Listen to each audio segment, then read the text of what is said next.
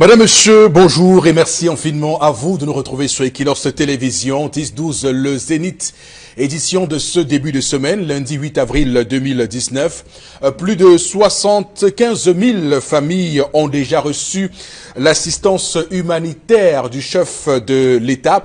Ces propos, ces mots ne sont pas de moi, ces propos sont du ministre de l'administration territoriale, Paul Atanga-Ndji. Alors, on a fait les calculs. Si 75 000 familles ont été aidées, prenons la base que chaque famille soit constituée au bas mot de seulement 4 personnes. Donc, un père, une mère et 2 enfants seulement. Comment le ministre Atanga-Ndji peut-il soutenir que les ONG, que le chiffre 400 000 personnes déplacées internes du Cameroun donné par les ONG est faux et du fake news?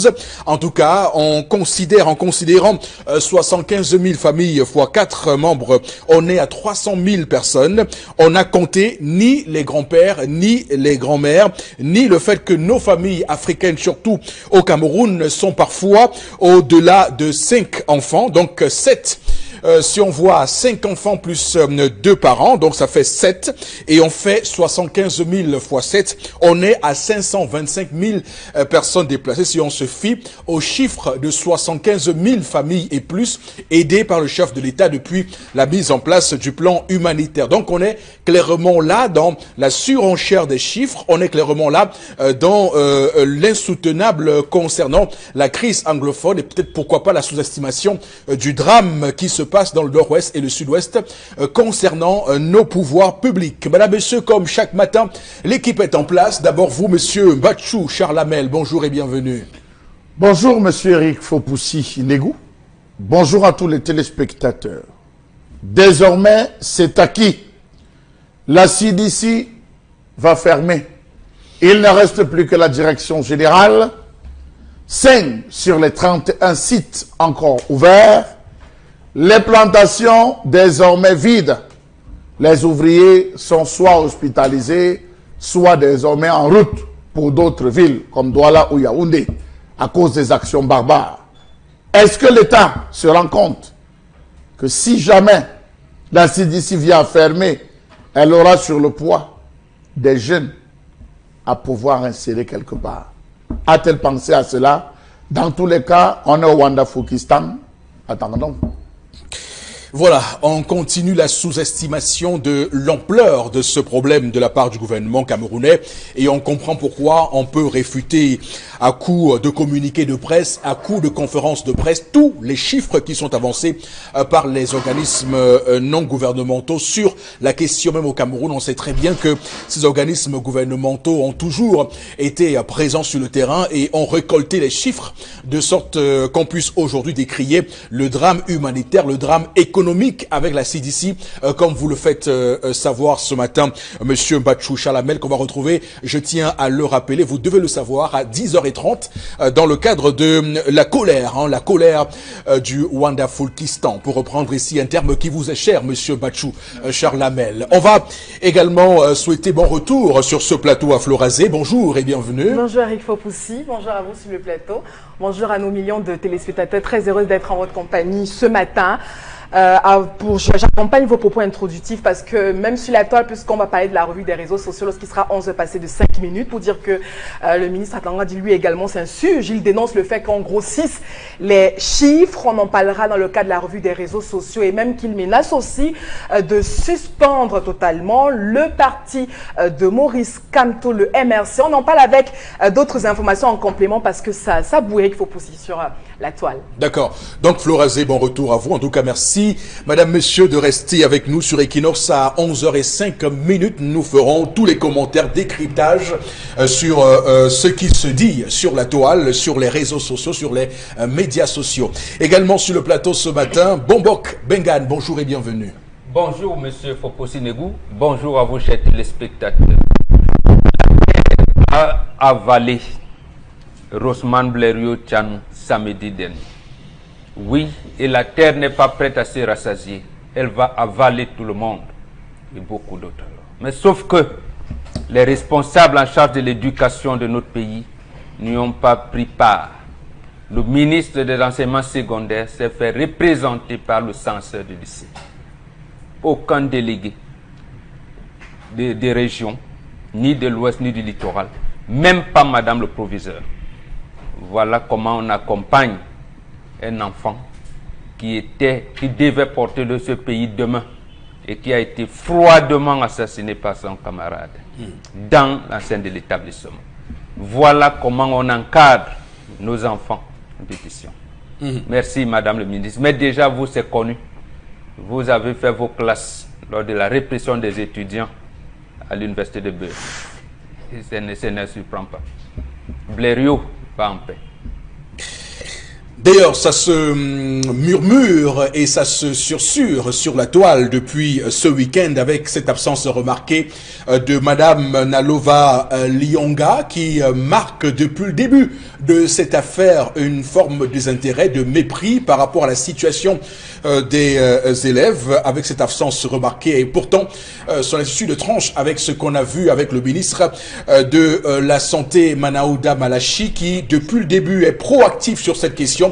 Lui qui a entre-temps relevé de ses fonctions le directeur de l'hôpital de district de Daido. Donc on voit très bien que on a deux ministres, deux attitudes différentes. Ça montre bien où et qui travaille dans ce gouvernement-là. En tout cas, beaucoup de personnes s'inquiètent. Est-ce que cette proactivité du docteur Manaouda Malachi ne va pas lui causer des ennuis, surtout lorsqu'on sait qu'on est dans un pays où lorsque vous travaillez bien, vous avez tendance à vous faire beaucoup d'ennemis. En tout cas, on ne souhaite pas ce malheur-là au ministre Manaouda Malachi de la Santé. Alors, mesdames, messieurs, l'émission de ce matin est un petit peu particulière puisque on va démarrer l'histoire du jour. L'histoire du jour qui sera racontée ce matin, particulièrement, j'ai envie de dire, par vous, Karine Sontia. Bonjour et bienvenue. Bonjour Eric Fopossi, bonjour aux téléspectateurs, un bonjour aussi à Emmanuel qui nous regarde depuis Loncac à Yaoundé. Il est très meurtri parce que sa femme est atteinte de cancer, elle est en phase terminale, elle n'arrive plus à sentir ses membres, c'est-à-dire que ils sont mariés depuis 8 ans, ils sont parents de 3 enfants et depuis quelques années on a découvert que sa femme est atteinte d'un cancer qui a été découvert aussi un peu tard. Du coup toutes les actions de chimio et autres n'arrivent pas à soigner Valérie qui n'a que 35 ans et elle sent que ses forces lâchent. Elle demande à Emmanuel de pouvoir trouver une autre épouse qui pourra prendre soin de ses enfants à sa mort, mais elle veut bien rencontrer cette dernière avant de décéder. Et Emmanuel, lui, il nous dit qu'il n'est pas prêt à perdre sa femme maintenant. Il dit qu'il n'est pas prêt à laisser partir sa femme et à prendre une autre épouse juste parce qu'il veut une mère pour ses enfants. Il aimerait bien avoir les conseils de Charles Hamel et de Bombok et surtout de tout le plateau du Zénith ce matin. Alors, comment réagir lorsque on a une femme qui est sur le point de partir et qui demande à rencontrer sa coépouse avant de s'en aller? Si vous étiez à la place d'Emmanuel, chers téléspectateurs, qu'auriez-vous fait?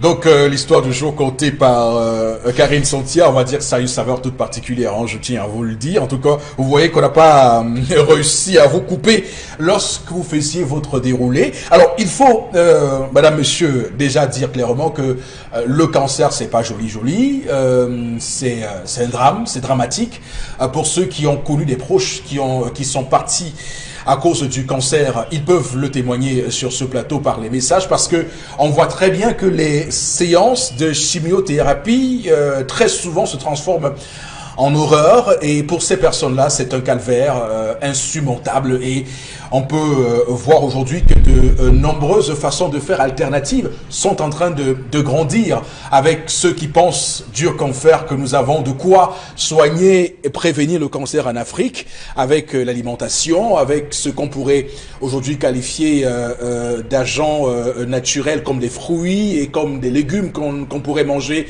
et qui pourraient nous écarter ou bien de nous prémunir de ces séances interminables de chimiothérapie. Il y a également l'autre donnée qui est la découverte même du mal, du cancer parfois. On découvre le mal lorsqu'on est en phase terminale et on est tout de suite condamné à mourir, condamné à la mort. Et c'est le cas ce matin, comme on le voit, de Valérie. Valérie qui clairement dit ce qu'elle souhaite que ce soit fait après sa mort. Elle souhaite voir quelle est la femme qui va s'occuper de ses enfants, quelle est la femme qui va donc prendre le relais après elle, mais sauf qu'elle a oublié que dans tout cela, il y a un homme qui l'aime beaucoup, qui l'aime fortement et qui ne souhaite pas prendre une femme après elle. Est-ce que cet homme-là est sincère lorsqu'il le dit, ou il veut simplement, voilà, garder encore un espoir, un petit espoir, accrocher un petit espoir à sa vie? Alors bon, Bengan, qu'est-ce que vous relevez dans cette histoire ce matin? Parlez à Emmanuel, hein, il est meurtri, semble-t-il, et sa femme souhaite qu'il ait un comportement précis. À sa place, que ferez-vous? Je relève 2 ou 3 choses. La première chose, c'est que voilà un couple soudé, un couple qui, j'allais dire, qui vivait l'un pour l'autre, ou alors, puisque la madame n'est pas encore partie, qui vit l'un pour l'autre. Il n'y a pas d'individualisme dans ce couple-là. La deuxième chose est que cette femme qui part, justement, a ce souci de voir ses enfants rester dans le cadre familial, c'est-à-dire d'avoir une femme qui va les élever comme si c'était elle. Donc elle voudrait peut-être dire 2 mots à celle qui pourrait être sa successeur, si vous pouvez dire ainsi, puisqu'elle sait qu'elle est à l'article de la mort, elle ne peut plus revenir, elle le sait. Et là, ça traduit justement un type de comportement qu'on ne trouve pas ailleurs, on ne trouve qu'en Afrique, auprès des Africains. Parce que c'est-à-dire qu'une femme... Oh, mais ça n'a rien à voir avec la polygamie, là. Hein. On est clairement dans une configuration toute différente. Si, ça veut dire qu'elle l'avait intégré. C'est le genre de femme qui vous dit je veux faire mes enfants avec mon homme. Et à un certain moment, comme l'homme est toujours appelé à être polygame, je lui donnerai l'opportunité de voir. Et surtout, je lui choisirai. Je choisirai ma coépouse moi-même. Il y en a qui ingurgitent ça, mais malheureusement pour elle, la manière avec laquelle, je veux dire, le moment où elle extériorise ses sentiments, cet avis-là, c'est au moment où elle est souffrante. Mais troisième chose, l'homme lui aussi, il dit non, il ne peut pas, mais je le soutiens. Moi-même à sa place, je ne le ferai pas là. Je ne le ferai pas là, mais je lui donnerai les certitudes que non, ces enfants seront encadrés dans le cadre familial, mais que nous, donc moi l'homme et les enfants, nous allons l'accompagner, nous l'aimerions toujours. Mais est-ce que cela ne part pas d'une inquiétude qu'on peut avoir lorsqu'on s'en va et on se demande comment les enfants vont rester, comment seront traités les enfants? Oui, absolument. Oui. Absolument. Et avec le logiciel de certaines femmes aujourd'hui, elles ne sont pas toutes comme ça, de certaines femmes aujourd'hui qui disent, moi-même je vais accoucher ma part. Je fais quoi avec les autres? Bien que leur maman soit décédée, va dire, je vais accoucher ma part, je vais. Donc, elle est au courant, elle sait comment ce genre de situation se passe et elle souhaite donc, je veux dire, faire comme si c'était un legs à sa coépouse. Et parce que c'est comme ça que ça se faisait à l'époque. Du moins, c'est ce qui est admis et accepté dans nos traditions. Maintenant, l'homme aussi. Et là, ça me permet de chuter en vous disant, de lui dire, peut-être que lui, il est dans un logiciel occidentalisé, de lui dire, même si tu n'es plus avec nous physiquement, tu seras là. Ça veut dire pour dire quoi? Pour dire que les morts ne sont pas morts. Les morts ne sont pas morts, vous allez dire, comme les médecins disent que voilà, il n'y a plus, t'inquiète pas, des enfants et moi, nous allons toujours t'aider. Mais le jour, quand il y aura des trucs, je vais te présenter ta coépouse, même étant au-delà. D'accord. Peut-être il n'y aura plus la possibilité de lui parler physiquement, mais les morts ne sont pas morts, tu la verras. Et je suis convaincu que je vais l'amener, on se connaît assez, je vais l'amener à encadrer tes enfants selon de tes volontés. D'accord. Alors, Florazé, comment vous appréciez la demande, les demandes aussi de cette femme? Elle s'appelle Valérie. Comment vous appréciez ses inquiétudes aussi? Non, mais vous savez, c'est logique, surtout quand on a fait des enfants et quand on a cette maladie terrible. Tout de suite, le souci que vous avez, c'est de savoir qui sera avec vos enfants, ce sont ceux qui vont encadrer vos enfants. Même quand vous avez un simple conflit avec votre époux, vous voulez sortir de la maison, c'est nous les femmes, on a toujours nos enfants sous les selles. C'est qui va rester avec mon enfant, la femme sera comment, elle aura quel comportement, etc. Et tout. Donc vous ne prenez plus des décisions pour vous seul parce qu'il y a des enfants.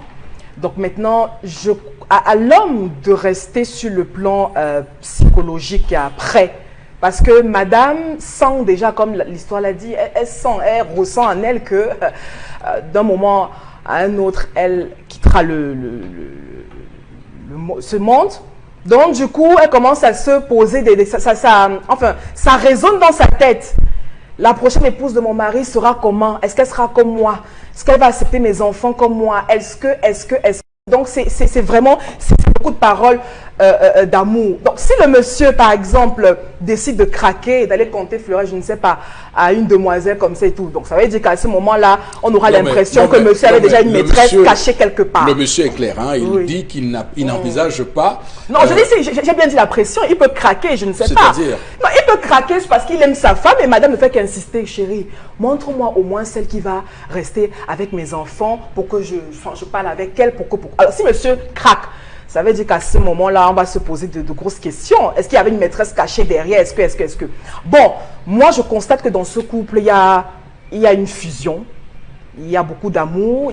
Ce sont des personnes qui se comprennent et tout. Parce que quand on a un partenaire qui est autant touché et qu'on a justement l'autre qui est encore présent, parce que dans beaucoup de cas, on a vu certains partir, hein. C'est-à-dire que tu n'arrives pas quand tu as un époux qui est diabétique ou alors un qui est atteint d'AVC.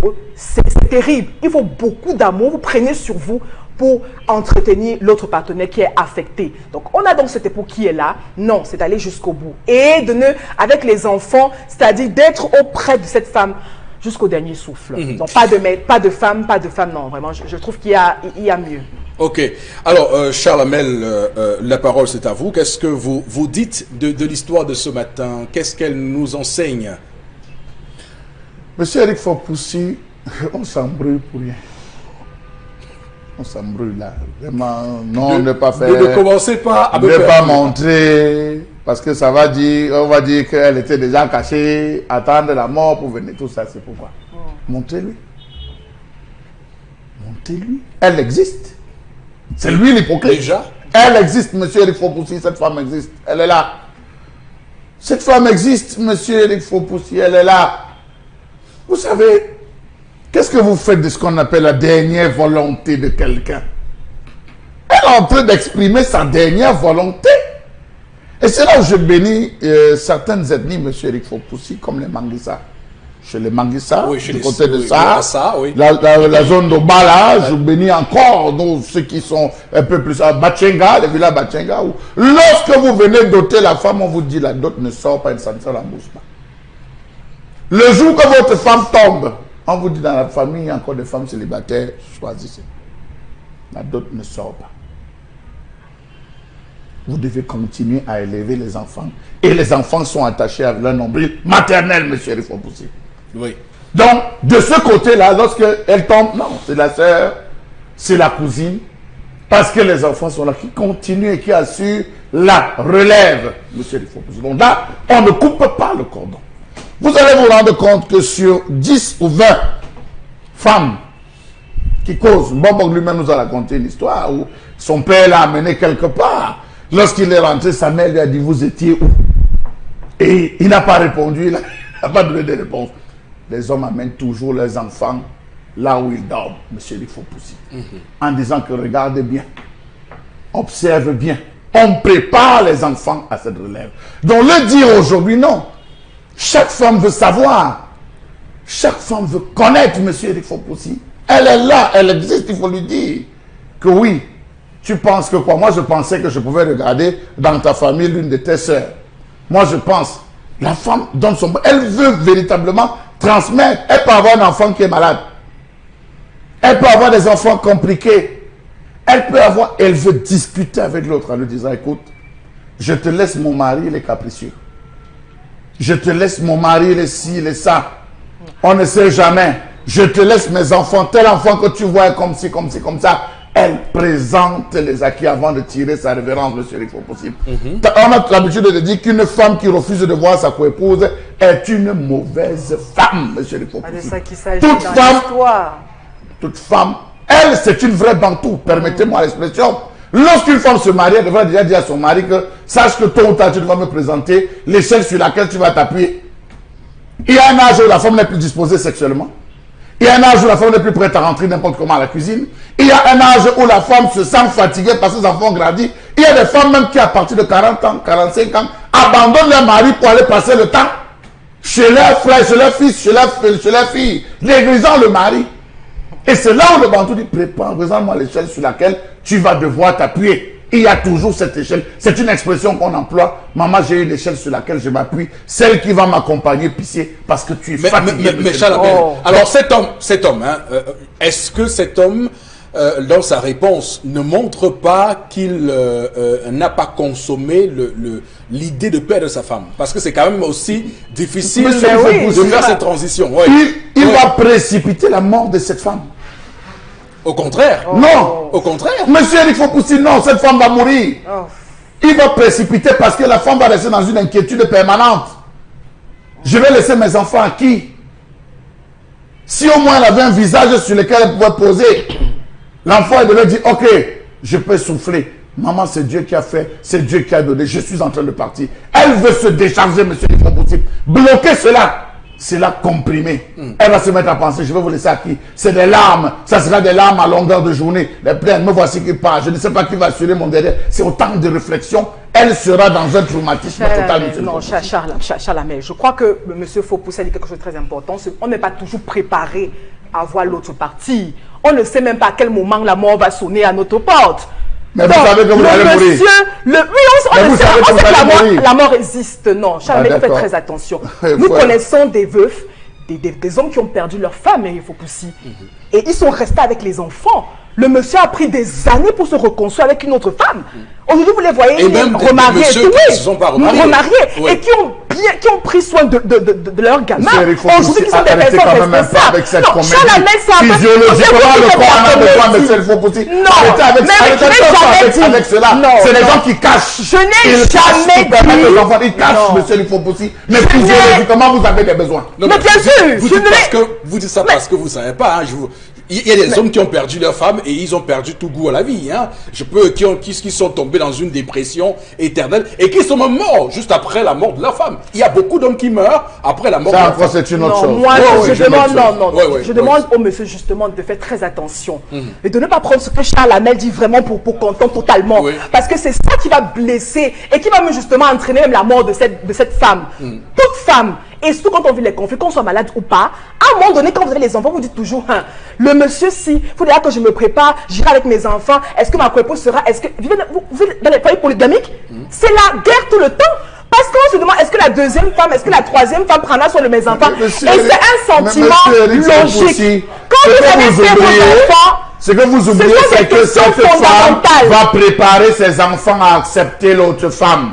Cette femme va préparer ses enfants en disant que on ne sait jamais, je peux tomber. Si jamais je ne suis plus là, sachez que c'est Tata qui va continuer avec elle. Désormais, vous allez l'appeler maman. C'est la transmission, monsieur il faut pousser. C'est propre aux Africains. Admettons que le monsieur... Arrêtons avec ces occidentalisations. Non, ça n'a rien à voir. Admettons que le monsieur arrive avec la dame. Et on négocie. Admettons que le monsieur arrive avec la dame aujourd'hui. Il dit, bon chérie, voilà celle qui va rester la nouvelle maman des enfants et tout. Et puis le lendemain, madame décède. Ça se passe pas comme ça. Je vais donc dire pas comme ça, Floragé. C'est pas comme ça. Charles Hamel, il a passé un instrument pour essayer de voir si les gens sont bons ou mauvais, ou je suis avec des bons sentiments, etc. Vous avez des personnes, pendant des années, vous n'arrivez pas toujours à se ressortir du bon et du mauvais d'eux. Donc je vais dire que quand on a atteint, justement, quand on a atteint ce de maladie, on dit de tout et de n'importe quoi. On dit tout. Elle ne délivre pas. On dit tout. Je ne dis pas qu'elle délivre. Mais on dit tout et n'importe quoi. À ce moment, il faut tamiser. Mais là, on parle quand même du futur des enfants. Peut-être qu'il y a espoir qu'elle reste en vie. Oui, mais pourquoi? Et je dis que la dame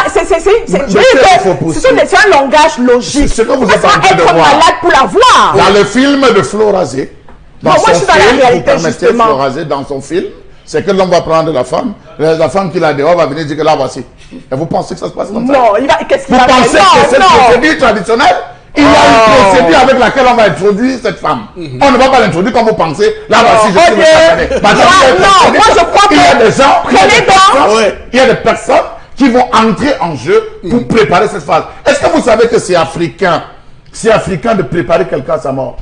Lorsque quelqu'un commence à chuter, il y a une façon de préparer cette personne à sa mort. Vous-même, le conjoint, vous devez préparer votre femme à accepter la mort, à se préparer pour cette autre vie de l'au-delà. Ça, c'est africain. Et l'homme, s'il vous plaît, l'homme est un ignorant. C'est pour ça que quand ces étapes arrivent, on vous demande d'appeler les bonbons. On vous demande d'appeler les takunga, ceux qui ont devenu préparer la personne. Et ça ne passe pas forcément à l'église, là, vous allez à ce qu'on appelle l'extrême onction, qu'on vient donner pour préparer la personne à partir. J'ai une question pour toi, s'il te plaît. Est-ce que vous avez souvent ici pris l'exemple du cas de Fauchivé? Oui. Oui, vous voyez que dans ce cas, par exemple, ça contredit tout ce que vous dites. Non, monsieur, s'il vous plaît, je ne veux pas rentrer pour salir la mémoire de ce grand homme pour dire des choses, on ne peut pas le dire. Mais je dis, permettez-moi, on a pris un pont parce que sa femme, c'est elle qui classait tout, qui organisait son repas.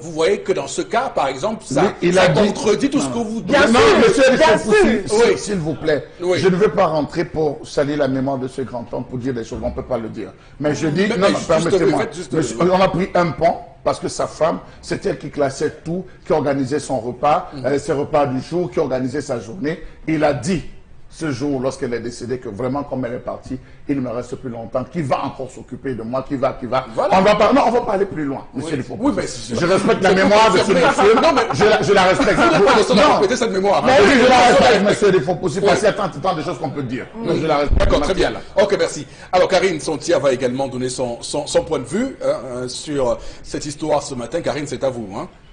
Ce qu'on peut remarquer déjà à travers l'histoire d'Emmanuel, c'est qu'il est face à l'âme d'un condamné.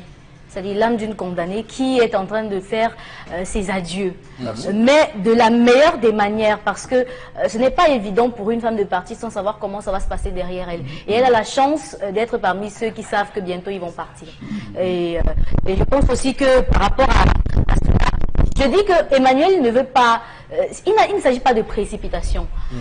La question n'est pas de précipiter la mort de la femme ou pas, mais je me dis que Emmanuel doit quand même écouter, prêter une oreille attentive à ce que sa femme dit, parce que lorsque quelqu'un veut décider et parle, on ne le prend pas n'importe comment. C'est la raison pour laquelle lorsque un monsieur est dans son lit et qu'il veut mourir, il demande souvent avoir son premier fils et autre chose pour pouvoir faire ses adieux. Mais par rapport à cette femme particulièrement, le Emmanuel, lui, il veut accompagner sa femme dans l'intimité. Vous voyez, c'est-à-dire être proche d'elle avec ses enfants et tout, sans qu'il y ait d'intermédiaire. Mais ce n'est pas de ça qu'il s'agit. Il faut quand même que dans le côté spirituel, que l'âme de sa femme soit à l'aise où il va. Il ne faut pas qu'elle se mette à errer en voulant d'abord contrôler ce que ses enfants vivent et tout, au lieu de partir normalement. Elle peut même parler à cette femme qui va arriver et que cette femme ne réagisse pas comme elle veut par derrière, mais l'essentiel c'est qu'elle le dise à quelqu'un. Je pense qu'elle veut se confier. Elle veut confier comment est-ce qu'elle gère son foyer à une personne avant de partir. Et je me dis qu'on ne prend pas cela dans le bout des doigts. Je pense que c'est quelque chose à prendre de manière très sérieuse. Si elle part, si cette femme s'en va sans avoir parlé à quelqu'un, je pense que ce sera encore doublement tragique pour le monsieur. Oui, d'accord. Alors, je ne sais pas à qui prendre la parole. Alors, oui, allez-y, je vais vous raconter l'histoire d'un monsieur qui a perdu sa femme. Il a perdu sa femme, il a fait presque 12 ans. 12 ans, il a dit il ne va pas se marier. Il va pas se remarier. Sa femme lui avait posé justement la même question avant de décéder. Elle avait un cancer du col de l'utérus, monsieur Fopussi. Il a rencontré une femme avec qui il vivait, ils ont même fait 1, 2, 3 enfants. avec la femme. Et un beau jour, toutes ces entreprises-là commencent, ça chutait. Sa maman est venue lui dire que c'est parce que tu n'as pas allé rencontrer, tu n'es pas allé sur la tombe de ta femme, tu n'es pas allé la nouvelle femme et tout, et qu'on sort vu le lien. Il a pris le véhicule, il allait rencontrer la femme, la tombe de la femme. Il a parlé sur la tombe de la femme en disant, comme tu vois, voici telle, je l'ai rencontrée. Quand on a fait ceci, ils se sont retournés. En rentrant, ils ont fait l'accident, monsieur Eric Fopoussi. Ils ont fait l'accident. Il est arrivé, vous savez quel était le problème, monsieur Eric Fopoussi? Justement parce que dès qu'il a rencontré cette femme, il avait rencontré cette femme du vivant de son épouse. Il avait rencontré du vivant. Et la femme savait. La femme est partie donc avec une colère. Donc c'est là où il est rentré en faisant l'accident. Il a fallu qu'il se prépare, qu'ils aient fait des rituels de demande de pardon d'abord pour apaiser avant de revenir. Donc pour rejoindre ce que disait Karine tout à l'heure, qu'il faut à un moment donné, elle veut partir avec le cœur et l'âme légère. Aider-la à aller tranquillement, sachant que son derrière est assuré. Alors, bon, regarde, oui, vous rebondissez. Je l'ai dit tout à l'heure, les morts ne sont pas morts. Oui. J'ai dit, cette femme... Mais vous taquinez Florazé, quand vous dites ça. Vous taquinez les morts ne sont pas morts. J'ai dit, elle sursaute. Le monsieur peut avoir une maîtresse. Est-ce qu'il s'est engagé à épouser la maîtresse? Voilà. Est-ce que parce que son épouse a dit, je veux voir celle qui va me remplacer, que nécessairement, c'est cette maîtresse-là qui sera son épouse? Non. À ce moment, c'est un conseil. À ce moment, vous avez une femme comme ça. Mais c'est quand même cruel pour les maîtresses. Hein. Leur dire qu'elles resteront à vie.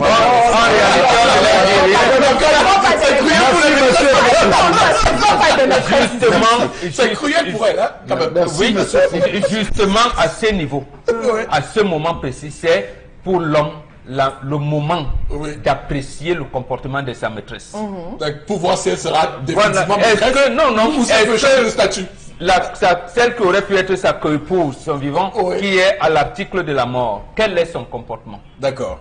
Est-ce que cette maîtresse-là s'occupe des enfants déjà? Est-ce qu'il remonte son mari?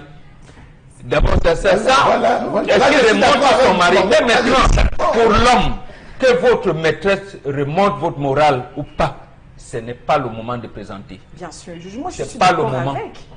C'est pas le moment, c'est pour rentrer donc en tradition Yachar Lamel. Justement, vous dites, chérie, va en paix, les enfants et moi nous sommes là. Quand j'aurai choisi une femme qui te remplacera, je lui dirai les volontés et tout, et on viendra. Mais sache que tu seras avec nous, parce que chez nous, les morts ne sont pas morts. D'accord. Là-bas, il y a des rituels, certes, et il y a des spécialistes pour le faire. Donc, quand vous allez donc prendre quelqu'un qui vient faire l'extrême onction, ça veut dire que vous estimez qu'il est un spécialiste. D'accord. Donc, ça veut dire que nous vivons avec nos morts. Moi, je parle plus avec les morts qu'avec les vivants. Et les gens vont vous dire, ah non, c'est avec eux que je communique davantage. D'accord, ok. Il n'y a pas, c'est juste un petit moment, voilà, c'est tout. Alors, on a quelques soucis avec les messages. Vous pouvez réagir abondamment plutôt sur la page Facebook Le Zénith que sur le numéro de téléphone qui s'affiche au bas de l'écran. Le numéro ne passe pas pour ce matin, donc malheureusement vous êtes appelé à réagir uniquement sur notre page Facebook 10-12 Le Zénith, tel que c'est écrit comme vous le voyez à l'écran sur Facebook. Alors madame, monsieur, on va s'arrêter là pour l'histoire de ce matin. Prenons tout de suite l'air avec la colère de Charles Lamel.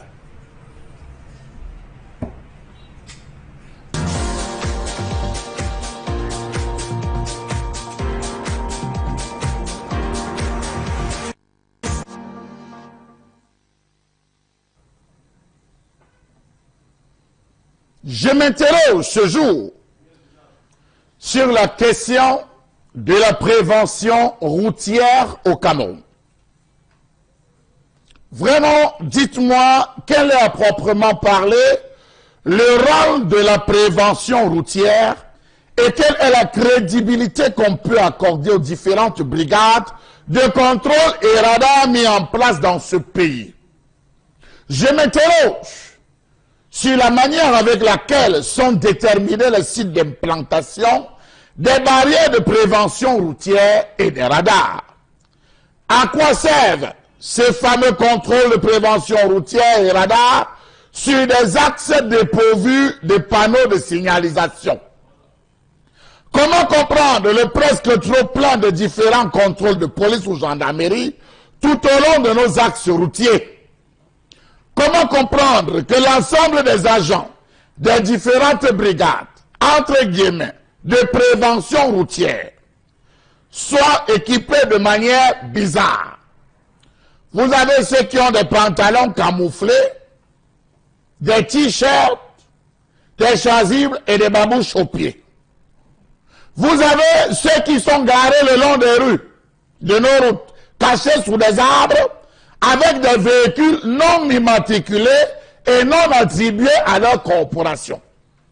C'est des RAV4 parfois, des Toyota non immatriculés.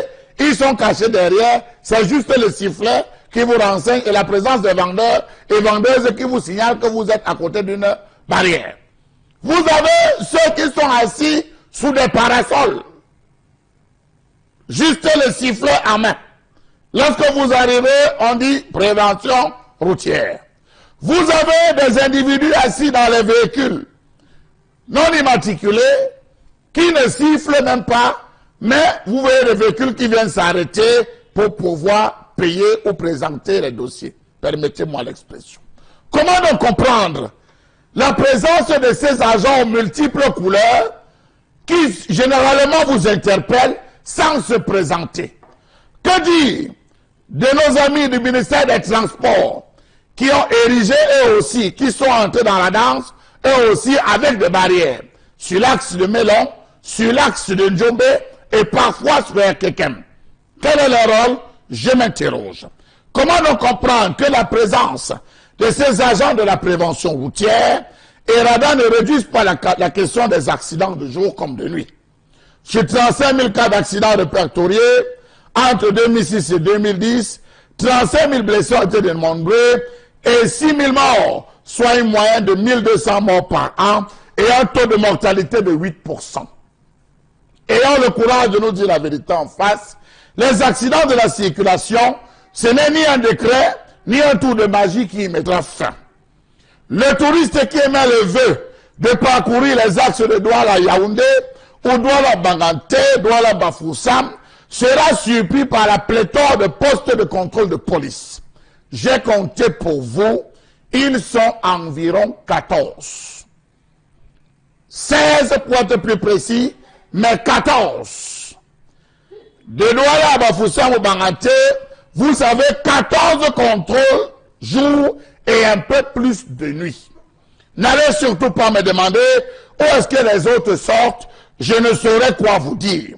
À ces contrôles, il y a tout.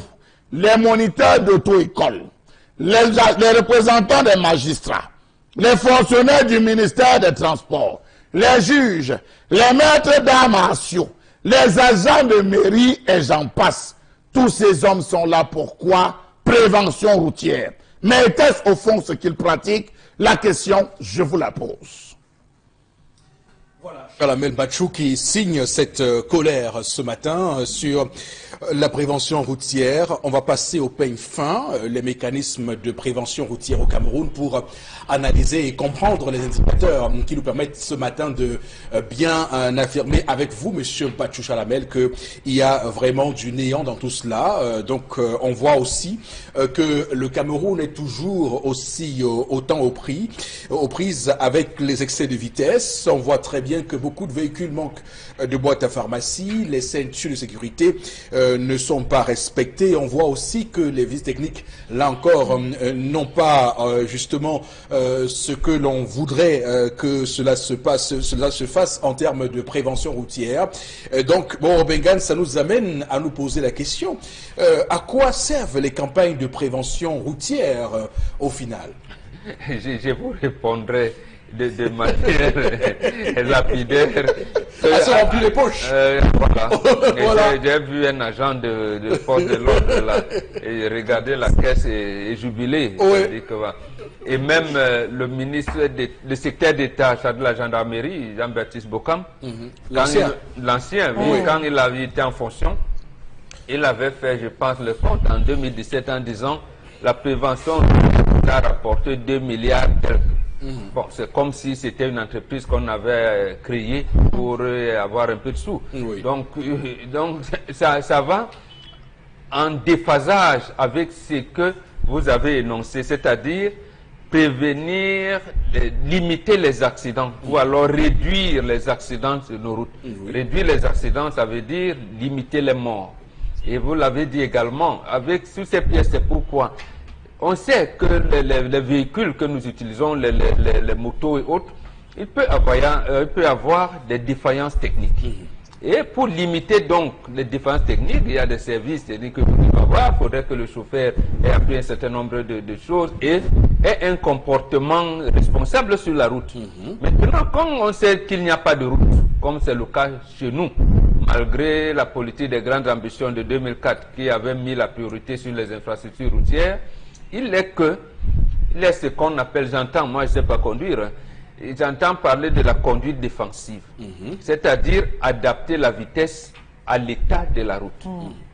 Et apparemment, il y a également une distance de sécurité entre les voitures qui sont de la route, qu'il faut respecter et tout. Mais est-ce que tout ça est respecté? Donc en principe, lorsque les forces de maintien de l'ordre et les brigades de contrôle du ministère des Transports sont sur nos routes, c'est pour sensibiliser, mais également réprimer. Parce que vous savez bien que vous ne devez pas conduire en l'état d'ébriété. Vous ne devez pas, vous devez pas. Mais est-ce que la sensibilisation est suffisante? Non, c'est la question qu'on pourrait se poser, parce qu'au final, c'est un guet-apens qu'on pose contre les conducteurs. Oui, absolument. Il faut sanctionner. Oui. Et est-ce que, on peut se poser la question dernièrement, est-ce que les mesures prises par l'actuel ministre des Transports, M. Massénanga Lebibé, iront jusqu'à ce que ça la recommande, la prévention vraiment, pour que, au moins, quand on dit il y a eu 100 morts sur nos routes en 2018, qu'on dise que cette année, nous sommes revenus à 25. Même avec les 25 là, ce n'est pas bon. Il faudrait vraiment qu'on réduise. Donc, ça devait être ça et il faudrait sanctionner les contrevenants. Ne pas laisser, d'abord, il y a plein de clandos. Et on va faire comment lorsque les agents de transport ne veulent pas respecter la réglementation. Donc, en fait, elles-mêmes deviennent des clandos. Mais pourquoi? Parce que il y a quand même ce qu'on va appeler le business de la prévention routière. Il y a trop de contrôles. À quoi servent tous ces contrôles-là, au final? Parce qu'il y a trop de contrôles. C'est un business, c'est comme en économie. Lorsqu'un secteur est juteux, tout le monde accourt pour aller extraire sa part de miel. Oui, c'est pour aider ces agents à des cotisations. Ils sont dans des comptes tontines. Ils sont dans des comptes tontines. Vous n'allez voir autrement que c'est là où il y a des postes de péage routier que la route se dégrade davantage. Donc, là où l'endroit où on récolte l'argent pour entretenir la route, et cet endroit-là est l'endroit le plus dévasté de la route. Donc, on ne peut pas le comprendre. C'est justement pour revenir dans nos poches. Ce n'est pas pour entretenir les routes, ce n'est ni pour réduire les accidents de circulation. En tout cas, si c'était pour cela, ça se saurait à travers les faits sur le terrain. Alors, Karine Sontia, quelle est votre lecture de cette question liée à la prévention routière au Cameroun? Par rapport à la prévention routière, je vais dire que le radar au Cameroun, si vous êtes attrapé par le radar, sachez que vous allez donner 25 000 francs. À celui qui vous a attrapé, c'est-à-dire que j'ai été témoin de cette situation une fois que j'étais de retour de la ville de Yaoundé et un personnel a été attrapé par le radar et il était garé là et ce sont les voisins dans le bus qui disaient comme ça il va dépenser 25 000 francs pour qu'on le lâche. Ça veut dire que la route, que vous respectez le code, que vous respectiez le code ou pas, vous avez quand même une somme que vous devez payer pour pouvoir éviter d'être attrapé. Mais ce qui est encore, ce qui dérange dans cette situation, c'est que on lutte contre quoi? Le non-respect de la route, ou on lutte pour les rentrées en argent que peuvent procurer la route, parce que cela n'a pas encore jusqu'à aujourd'hui diminué les accidents de la route que nous vivons au quotidien. Et encore que récemment le ministère des Transports a fait état de ce que la plupart des chauffeurs de bus, des agences de voyage souffraient de malvoyance. Et jusqu'ici on ne sait pas où on en est avec les résolutions qui ont été prises par rapport à cela. Est-ce que tous ces chauffeurs-là continuent à conduire? Est-ce qu'ils sont suivis médicalement? Mais ce qu'on sait, c'est que tous les organismes qui agissent dans la prévention routière au Cameroun n'ont pas pu jusqu'aujourd'hui réduire le taux d'accidents que vivent les Camerounais. D'accord.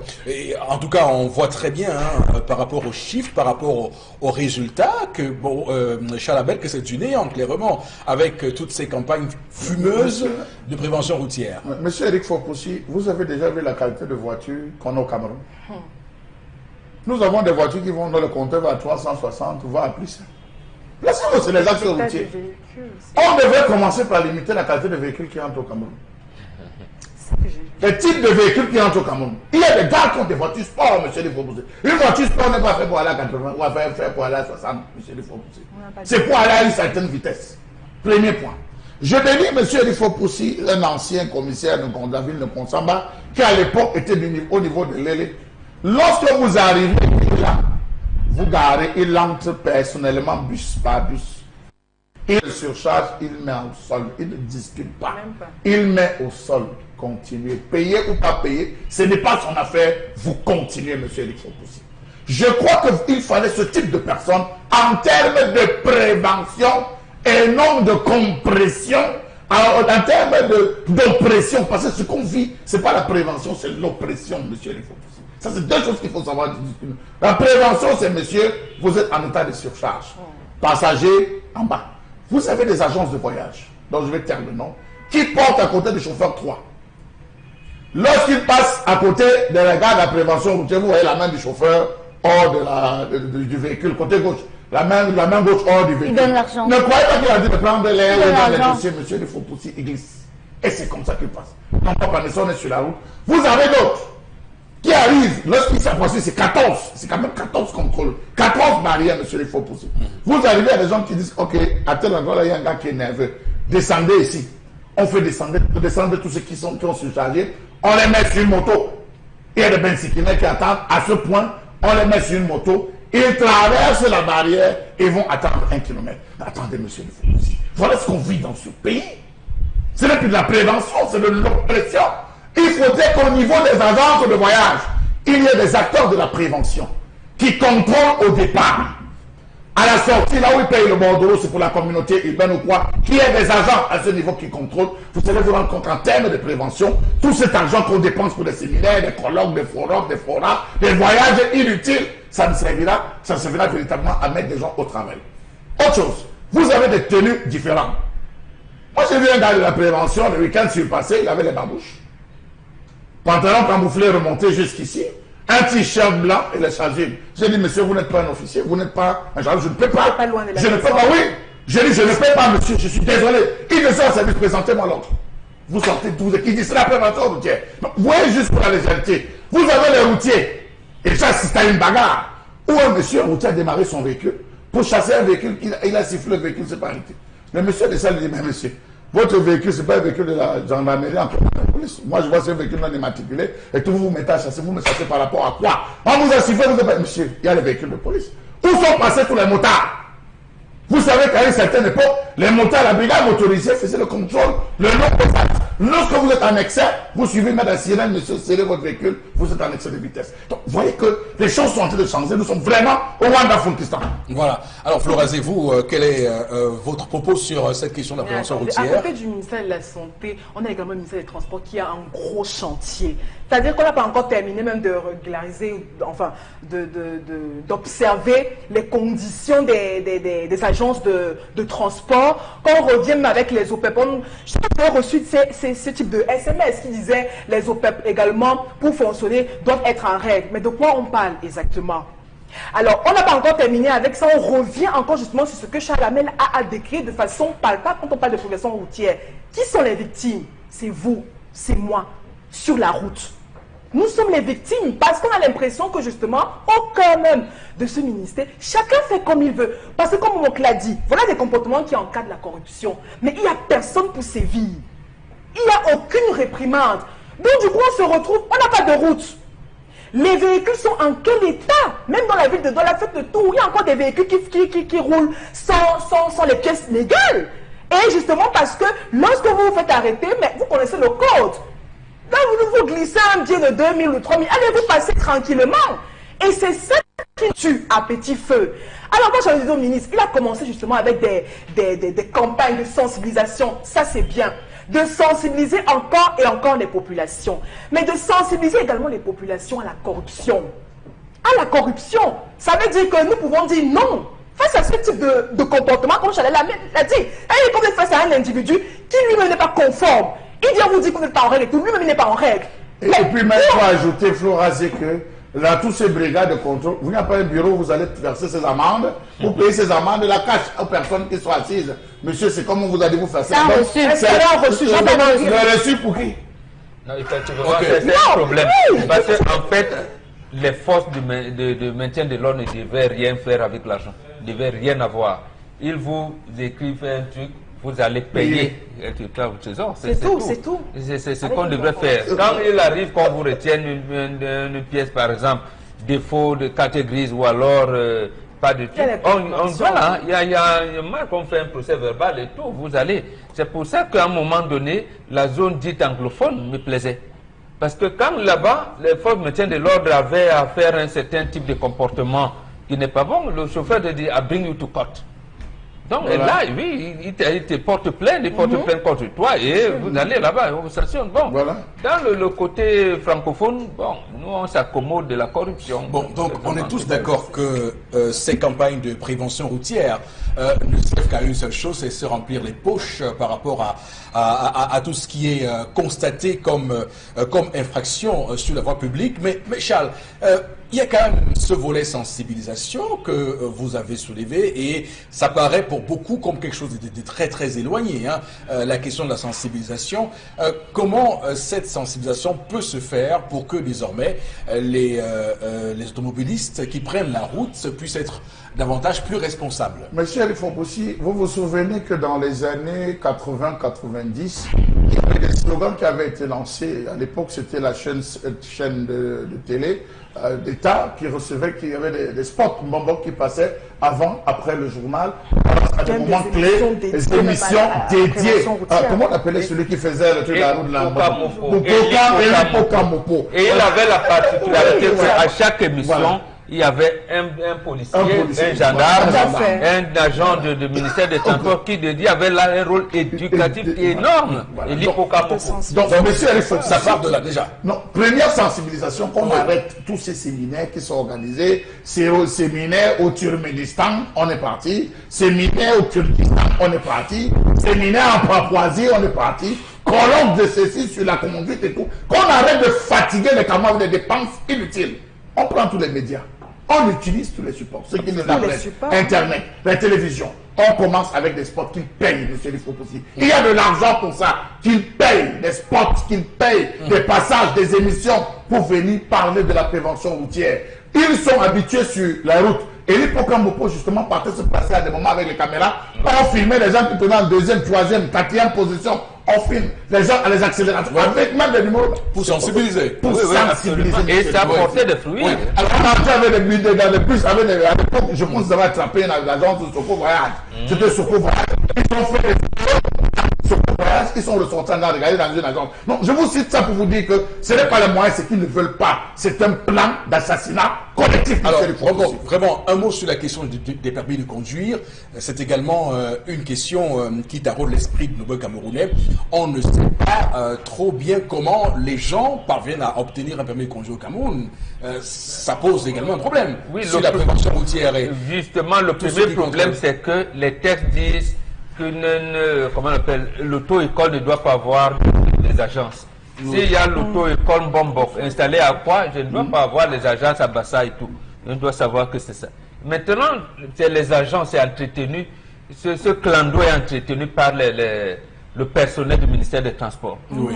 D'abord, sinon, on ne devrait pas établir les permis de conduire si vous n'êtes pas passé par l'auto-école. Et à l'auto-école, vous avez il y a une réforme qui a été révoquée, la question des permis à points, qui allait être comme ailleurs à sanctionner des chauffeurs indélicats. C'est parce que le ministre intimidé même a compris que bon, il allait trop vite. Peut-être il avait confondu. Comme il aime faire des voyages en Europe, il avait pensé que voilà, il était. Non, mais bon, il a confondu. Oui, Il a confondu. Dans notre environnement, est-ce que les permis sont... Il n'y a pas de permis à point ici. Je vais vous dire quelque chose, monsieur Nicopoussi. Sur 100 véhicules qui circulent dans la ville de Douala, je vais vous surprendre, 70 n'ont pas de papier. 70 ne sont pas vrais. Je dis que les gens jonglent. Je dis que ce soit Douala, Yaoundé, les gars jonglent. Très peu vont payer en termes de papier. Il y a des gens qui roulent sans permis. Oui, absolument. Je dis dans la ville de Douala, il y a des gens qui roulent sans permis, je vous le dis. Voilà. Alors, en tout cas, je reviens à vous, Robin, parce que c'est très important ce que je voulais relever.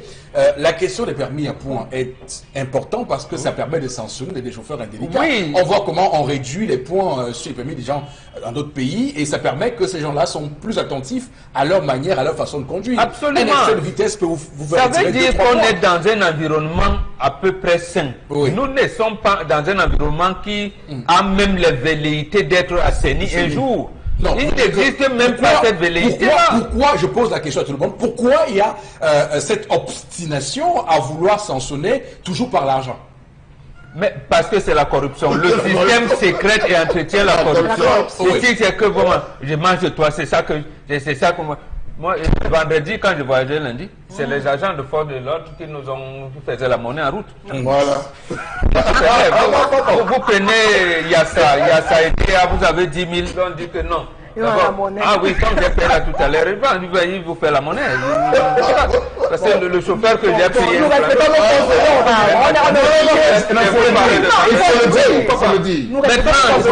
le chauffeur a-t-il un permis? Je n'en sais rien. Mais toujours est-il que la procédure de délivrance des permis de conduire est entachée de beaucoup d'irrégularités. Ça, nous le savons tous, nous le décrions. Il faudrait que, comme l'actuel ministre des Transports a commencé à prendre des mesures, qu'ils prennent vraiment des mesures dans ce sens-là. Recenser les auto-écoles, un peu comme il a fait pour les agents de transport. S'il existe seulement 5 auto-écoles à Douala qui sont en règle, que ces auto-écoles puissent avoir de l'argent. Puisque ça veut dire qu'elles, au moins, elles se sont conformées à la législation et qu'on leur donne la possibilité de se faire de l'argent. D'ailleurs, c'est un exploitant d'auto-école qui me faisait la confidence vers la mail, qu'il y a beaucoup de gens au Cameroun qui obtiennent des permis de conduire sans passer par l'auto-école. Absolument. Des gens comme ça qui envoient leur dossier au ministère des Transports, à la délégation du transport. J'ai un frère cadet qui me l'a dit. Lui, il est allé, il a obtenu son permis de conduire, il n'a même pas fait de pratique. Voilà. On lui dit, tu passes là-bas. Quand tu vas voir les gens monter, tu passes. Il n'a pas. Voilà. On dit à la salle d'examen, téléphone, on vous envoie les trucs par SMS. Voilà. Et après la pratique. Lorsqu'on sait qu'à la pratique, il y a le créneau qu'il faut faire. Beaucoup ne savent le créneau. D'ailleurs, on le voit à Douala, des chauffeurs qui ont de la peine à se garer et à ressortir. Quand on dit la qualité de véhicules qui entrent au Cameroun, monsieur Eric Fopoussi, il y a des véhicules qui ne sont pas faits pour circuler sur un... Vraiment, il faut qu'on limite cela. Prenez le Gabon à côté. Vous êtes dans un taxi au Gabon.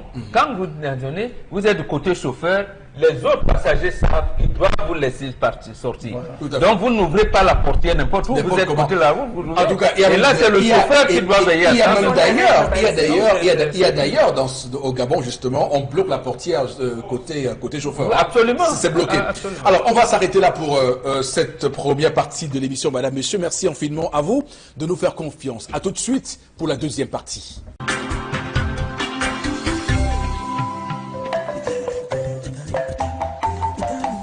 Retour sur ce plateau, Madame, Monsieur, 10-12, le Zénith de ce lundi 8 avril 2019 sur Equinox Télévision, la chaîne qui, au-delà de l'image, vous rend compte. On va, pour cette deuxième partie, l'entamer comme à l'accoutumée, avec quelques messages que nous lirons sur notre page Facebook, puisque le numéro de téléphone qui vous sert de connexion, de link entre vous et nous, de passerelle entre vous et nous, n'est pas fonctionnel ce matin. On va donc se référer au message reçu sur la page Facebook 10-12, le Zénith. Florazie, allez-y. Tout à fait. Alors, Charles Emel, vous citiez déjà les paradis fiscaux. Alors, aujourd'hui, on est avec Paul-Alain Kinda Manjok qui lui dit que à Massok, son loulou, c'est très grave là-bas. Donc, c'est un vrai paradis. Ah oui, les gars se font du blé à Massok. Il faudrait bientôt de saison, monsieur. Là-bas, même. Ce pays. Oui, allez-y. Émilie Kinfac. Oui. Alors, la femme piège seul son mari, nous dit-elle sur notre page Facebook. Pourquoi elle demande à son mari de prendre une seconde épouse pour assurer la sécurité, s'interroge-t-elle. L'avenir est sombre et la vie ne nous appartient pas. Si le mari prend une deuxième épouse et elle arrive, elle est déjà malade, comme pour la première, laisse tomber. Enfin, il faut laisser tout simplement tomber quelqu'un qui réagit. Hein. Alors, c'est une hypothèse qu'on n'a même pas envisagée dans ce programme ce matin, la possibilité que la femme soit en train de piéger son mari. On ne l'a pas évoqué. Mais c'est une possibilité qu'on n'a pas évoquée. Maintenant, vous pouvez commenter la possibilité. C'est une possibilité à écarter. C'est la seule possibilité qui a été relevée par Flora. C'est les yeux des gens qui vont rester. Laissez-moi vous dire que la possibilité n'est pas de savoir si c'est vrai ou pas vrai. C'est-à-dire qu'on ne l'a pas évoqué sur ce plateau tout à l'heure parce qu'on a estimé, comme vous le dites justement, que c'est impossible, c'est improbable qu'elle soit dans une option de piéger son mari. Dans les enquêtes, c'est une piste à abandonner. Non, c'est même une piste à ne pas envisager.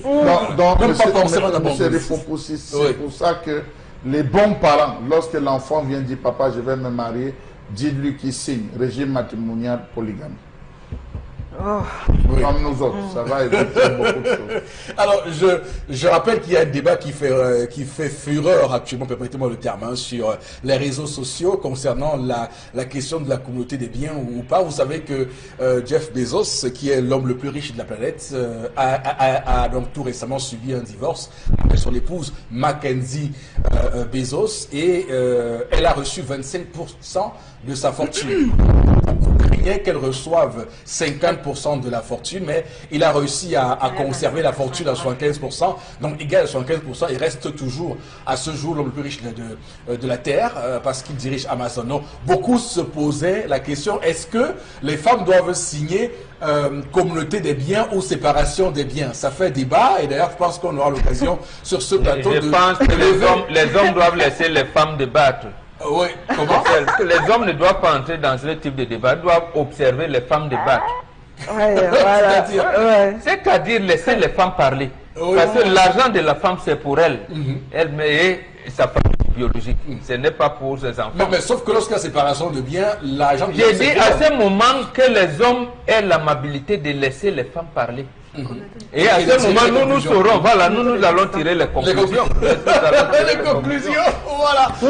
Mais juste une question de droit, puisqu'on évoque ce sujet, j'aimerais quand même évoquer que lorsque vous n'avez pas donc établi de contrat lors de votre mariage sur la question patrimoniale du mariage, le droit a prévu l'option qui est tout à fait normale, que s'il n'y a pas de déclaration sur ce point-là, ce qu'on retient en droit, c'est la communauté des meubles et acquets. Ça veut dire que lorsque vous divorcez, on estime que les meubles appartiennent autant à l'homme qu'à la femme et que les acquets, c'est-à-dire que ce qui a été acquis pendant le mariage, que ce soit les immeubles, uniquement les immeubles, les seuls immeubles qui échappent à ces acquets, ce sont les immeubles obtenus pendant le mariage du fait d'une succession.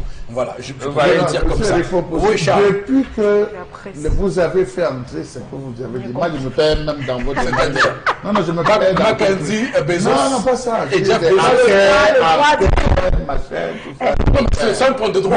Non, il n'y a rien de droit dedans. Il y a le code civil. Non, il n'y a rien de droit. Dites-leur là-bas. Ça protège les biens. Dites à diverger et tout ce que vous pensez qu'il n'y a rien de droit dedans. D'accord. Le droit donne les règles. Là-bas, c'est les on va continuer à lire les messages. C'était juste une petite parenthèse. C'est même maladroit. C'était une parenthèse. Parce que, monsieur, il faut pousser. Demandez à la faculté de droit de se nommer faculté de maladroit. Vous savez, monsieur, il faut pousser que lorsque la femme se marie, on cherche à savoir, c'est ce que vous avez dit là, sur les droits, à quel, et tout ce que vous dites là. Parce qu'à tout moment, lorsqu'elle se rend compte que vous avez dit, bon, elle sait qu'on divise à point 2. Il y avait entre les années 80, 90, on comptait 10 demandes de divorce là. 10 demandes de divorce là. On se mariait par amour, on vivait l'amour, on envisageait par le divorce. Parce qu'on a. Monsieur Bachou, ce que monsieur Bachou refuse d'admettre, c'est que même dans le mariage, On a 360 demandes de divorce l'an seulement pour Ndokoti. 360. La communauté des biens, la séparation,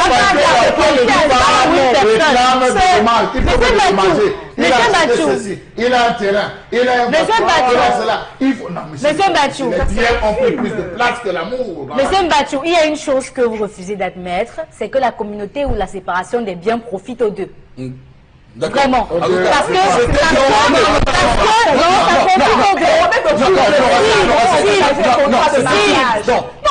une parenthèse. On va continuer à lire. On va continuer à lire les messages. Non, c'était une parenthèse. C'est-à-dire, on va lire les messages, je vous en prie, Florazé. Ne vous laissez pas. Béatrice Kemjo Tamo réagit sur notre page Facebook. 10-12 le Zénith. La prévention routière sur l'axe Douala-Yaoundé est un business bien organisé, nous dit-elle. Et tout ce qu'il faut, on trouvera toujours un moyen de vous soustraire au moins 25 000 francs. C'est vrai. Bon, samedi passé, on m'a dit qu'il y a eu chevauchement. J'ai payé 27 000 francs, nous dit-elle, et c'est tout le temps. J'ai décidé de ne plus aller à Yaoundé avec ma voiture. Trop, c'est trop. Béatrice Kenjo, un tabou qui réagit. D'accord. Et je vais faire une précision. Je ne sais pas si c'est une précision, comment on appelle ça en français. Un ajout à ce qu'elle dit. Pour dire que la question des radars au Cameroun, il n'y a que dans ce pays qu'on fait ça. Qu'on met des radars comme si on voulait pousser les gens à la faute. Je vous dis que dans des pays sérieux, on sait où est le radar et ce n'est pas en cachant les radars dans les forêts que vous réussissez à faire la prévention routière. Ce n'est pas comme ça. Parce que les gens vont dans... Vous voyez, même les cheveux dans la broussard. Ça n'obéit à rien, tout ça. Ça n'obéit à rien. C'est l'oppression routière. Alors que normalement, et je dois le dire, parce que lorsqu'on fait la signalisation routière, vous savez qu'il y a des endroits où on prévoit que la vitesse ici doit être 50. Et il y a des endroits où on l'autorise à aller à 100 ou plus. Donc les gens ne doivent pas payer les préventions. Et surtout, quand on met 60, une plaque, on doit mettre la fin de 60. Voilà, justement. Bon, c'est vrai. Oui, on doit mettre la fin de 60. Mais vous ne savez pas, vous roulez. Vous savez pas où et commence voilà, aider, par exemple, depuis au moins 15 ans, il n'existait même plus de plaque. Il existe, on met la 30 qui a été. Donc, ça devient donc l'embuscade routière. Quand il se rend compte que vous avez tout, on dit ok, contrôle, il devient visite technique, allumez les phares, arrière, position, accélérer, vous avez des défauts. Je dis, on vous crée des problèmes, comme cette femme disait là, on vous crée des situations que vous n'avez jamais imaginées. Si vous n'êtes pas fort, un lion, monsieur les proposé, vous allez payer. Voilà. Et je rappelle que plus vous êtes à règle, plus vous rendez nerveux l'agent de contrôle. Il devient nerveux subitement parce qu'il ne comprend pas que vous soyez à règle. J'ai même été témoin d'une autre infraction, je ne sais pas si ça existe. Oui. On dit trop de galanterie sur la plaque d'immatriculation. Parce que le gars avait pris soin de mettre le drapeau américain. Il met souvent le drapeau américain. Trop de galanterie sur la plaque d'immatriculation. Alors, Florazé, allez-y, message. Alors, on a qui réagit sur notre page Facebook. Ces agents en complicité avec les forces de l'ordre ne sont pas pour la prévention. Ils ont plutôt créé des boutiques mobiles, nous dit-il, ce matin, où ils ne payent ni impôts, ni localisation et zéro fonds de juste les bénéfices. Le doux, il y a eu depuis le village. Ok, merci. Merci à tous ceux qui réagissent. Je rappelle que jusqu'à 12h, vous pourrez réagir sur notre page Facebook 10-12 le Zénith. Nous sommes le lundi 8 avril 2019. On va tout de suite basculer pour aller clairement s'affaisser sur autre chose ce matin. Non pas qu'on s'assied, mais juste qu'on se mette qu'on se met en condition pour la revue des réseaux sociaux, Florazé.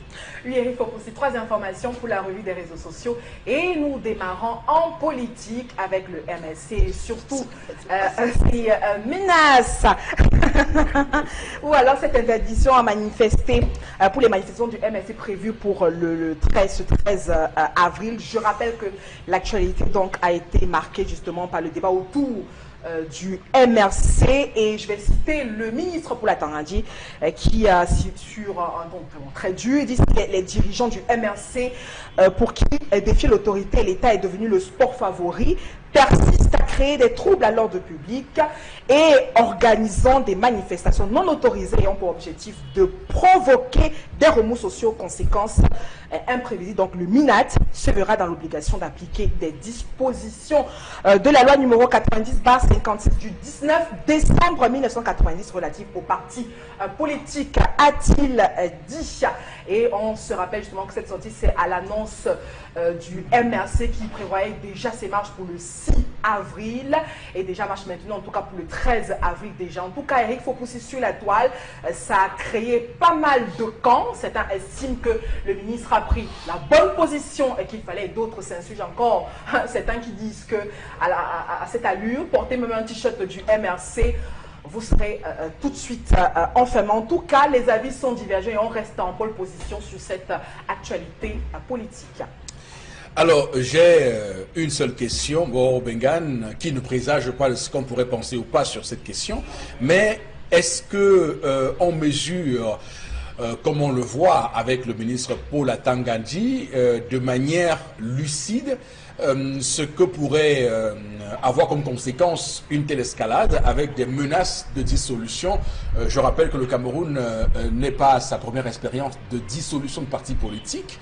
La dissolution a souvent été employée par le gouvernement pour régler certains problèmes. On va voir qu'on a à l'époque dissous le consortium qui n'a pas un parti politique, mais qui était quand même un rassemblement de gens tout à fait, on va dire, lucides, pondérés, qui avaient des revendications. Donc on peut se poser la question, est-ce qu'on mesure assez les conséquences autour de ces menaces de dissolution?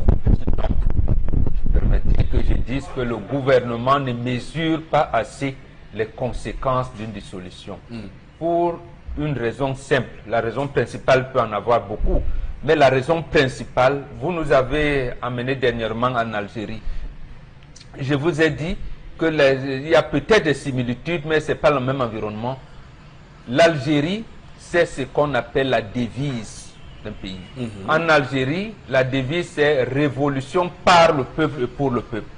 Et le chef de l'État et tout le système, les dirigeants de ce pays qui le savent, ça veut dire que quand le peuple donne la règle, parce que c'est le peuple qui donne les règles, c'est le peuple qui est la norme, tout le monde se plie. Chez nous, on dit paix, travail, patrie.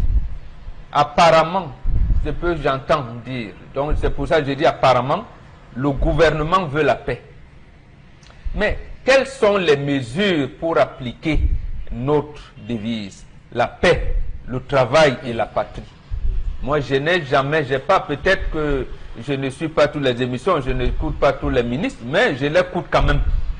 Je n'ai jamais entendu comment dérouler, c'est-à-dire dire aux citoyens que dans cet environnement où le éclectique, voilà quel type de comportement nous avons. Non. Donc on ne préserve pas la paix. C'est plutôt le gouvernement qui provoque son peuple. C'est moi personnellement me mettre dans une situation, comme vous avez dit, embarrassante. Oui. Je ne sais pas là où on veut en venir. On est clairement dans une configuration UPC d'avoir oui, dans des années 50 justement, oui, où on dit on interdit. Et à un moment donné, il s'est donc placé un problème de crise politique au pays qui date de 55 jusqu'à aujourd'hui. Oui. Et malheureusement, le régime en place n'a pu récolter, ou alors n'a pu prendre comme données essentielles, comme acquis de la colonisation française, que la répression et la corruption. Donc, c'est tous des actes de répression. C'est ce qui s'est passé avec la crise du nord-ouest et du sud-ouest dernièrement. Qu'est-ce qui amenait le gouverneur au Kalia Bilay à proposer à l'administration territoriale qu'on dissolve le consortium qui avait d'ailleurs entretenu des bonnes relations et même des séances de travail avec le gouvernement et réforme. Voilà où est-ce qu'on en est aujourd'hui. Et qui sont mis aux arrêts par la suite. Voilà. Donc, je conseille pour terminer aux militants du MRC, au directoire du MRC, de laisser, parce que en fait, de sursoir à leurs manifestations. Tout le monde sait que là, c'est le gouvernement qui provoque. Ce n'est pas le militant. Parce qu'en fait, Si on reste dans cette escalade, le peuple camerounais et le MRC en premier sera dans le droit. Le droit, c'est quoi? Le droit, c'est que la constitution du Cameroun a dit dans son préambule qu'il intègre la Déclaration universelle des droits de l'homme comme dit. Et le troisième considérant de la Déclaration universelle des droits de l'homme dit exactement ceci. Je cite, considérant qu'il est essentiel que les droits de l'homme soient protégés par un régime de droit pour que l'homme ne soit pas contraint en suprême recours à la révolte contre la tyrannie et l'oppression. Fin de citation. Donc, voilà dans quelle situation là, vous êtes bien gentil de dire que c'est le droit et pas le maladroit. Non, non, ça c'est le droit ici. Et pas le maladroit. Là, oui. Il ne faut pas amener le site. Même quand vous dites à maman, maman, j'ai faim. Comment maman dit non, écoute, papa n'est pas encore venu, l'argent qu'on a. Donc, c'est-à-dire, maman va t'aider trouver des moyens pour que... Bon, voilà. Ok, c'est compris. Bon. Alors, Charles Hamel, est-ce que, prenons d'ailleurs cette hypothèse que le MRC soit dissous, est-ce que ça garantit que le Cameroun sera donc cet havre de paix, cet havre de stabilité? Monsieur, oui. Rendu au stade actuel, il n'y a plus qu'une seule chose que les Camerounais ou que les populations attendent, c'est la goutte d'eau qui va déborder le vase. On a accepté que le peuple camerounais soit zombifié. Ça, on l'a accepté. Rappelez-vous de comment ça a été fait. On a encore, et ça c'est les partis politiques, accepté que l'État s'ingère. Qu'on nomme des gens au sein du CPP. On nomme des gens, on décide qui va être à l'UPC, qui va être... Non, mais Charles, mettez-vous quand même à la place de ceux qui nous gouvernent. Est-ce que vous savez que, mettez-vous à leur place, ils sont à Yaoundé, ils voient ce qui se passe en Algérie, à Alger, ils voient qu'il y a dans la rue beaucoup de gens depuis 6 semaines. Et au Soudan, que Omar El-Béchir, qui est au pouvoir depuis 89, a du mal à partir avec des manifs tous les jours. Mettez-vous pas à leur place. Ils se disent, écoutez, les gens veulent marcher, peut-être que ça va aboutir à cela. Ce que vous oubliez, monsieur, oui. Ça parle. Toutes ces actions parlent, monsieur Eric Fopoussi, au Camerounais. De divers bords, ça parle. Chacun se dit, mais attendez, si eux ont fait, l'Algérie a fait, la Tunisie a fait, l'Égypte a fait, X a fait, pourquoi pas nous? Ça parle. Mais lorsque vous voyez ce gouvernement qui est en face, s'ingère dans tout, décide de tout, organise tout, pense tout, provoque tout, décide... Non, mais monsieur Eric Fopoussi, à un moment donné, on va dire, il y en a marre. Regardez à quel niveau nous sommes déjà au niveau des réseaux sociaux. Lorsque vous employez une expression concernant Cabral Libi, feu, c'est un feu terrible que vous allumez, c'est pendant une semaine, un mois. Lorsque vous prononcez une phrase concernant Maurice Kamto, alors là, monsieur Rifopou, c'est une explosion. Nous sommes arrivés au seuil de l'intolérance, du vandalisme. Et ce vandalisme n'est pas seulement, monsieur Rifopou, le propre d'un X ou Y parti politique, même le parti d'État. C'est déjà reversé à l'intérieur. Lorsque vous avez certains turiféraires, des gens qui sont assis, qui défendent les idiots, qui vous disent que tant qu'on n'a pas de dissous, nous ne serons pas tranquilles. Il y a des personnalités qui s'exposent. Mais il y a des personnalités qui s'exposent. Nous sommes arrivés à l'heure du clash. Quel sera l'étincelle? Et c'est ça la question qu'il faut poser. Justement aujourd'hui, au MINAC, quel sera l'étincelle? J'espère que c'est pas lui. Non, mais est-ce que il faut comprendre aussi un tout petit peu comment il raisonne. Il est minate, il observe le climat comme vous le dites et il se dit mais si on continue comme ça, peut-être vaut mieux utiliser la méthode forte pour écarter. Oui, mais il peut aussi créer un cadre de concertation. Vous avez entendu le syndicat, monsieur Bissala, par exemple, dire au président de la République, mais chef de l'État, nous sommes en 2019, vous n'avez jamais reçu les leaders syndicaux. C'est pas possible. Le climat est électrique, comme on dit. Le ministère de l'administration territoriale peut appeler, ils ne sont que 300 d'après ce qu'on a dit, appeler 300 personnes en leur disant, mes frères et sœurs, le climat n'est pas sain. On fait comment? Il ne faudrait pas que l'étincelle... C'est un peu ça. Oui, Karine, vous également votre lecture. Oui. Le risque même de la dissolution du MRC peut nous renvoyer à ce qu'on a appelé le maquis dans l'histoire du Cameroun.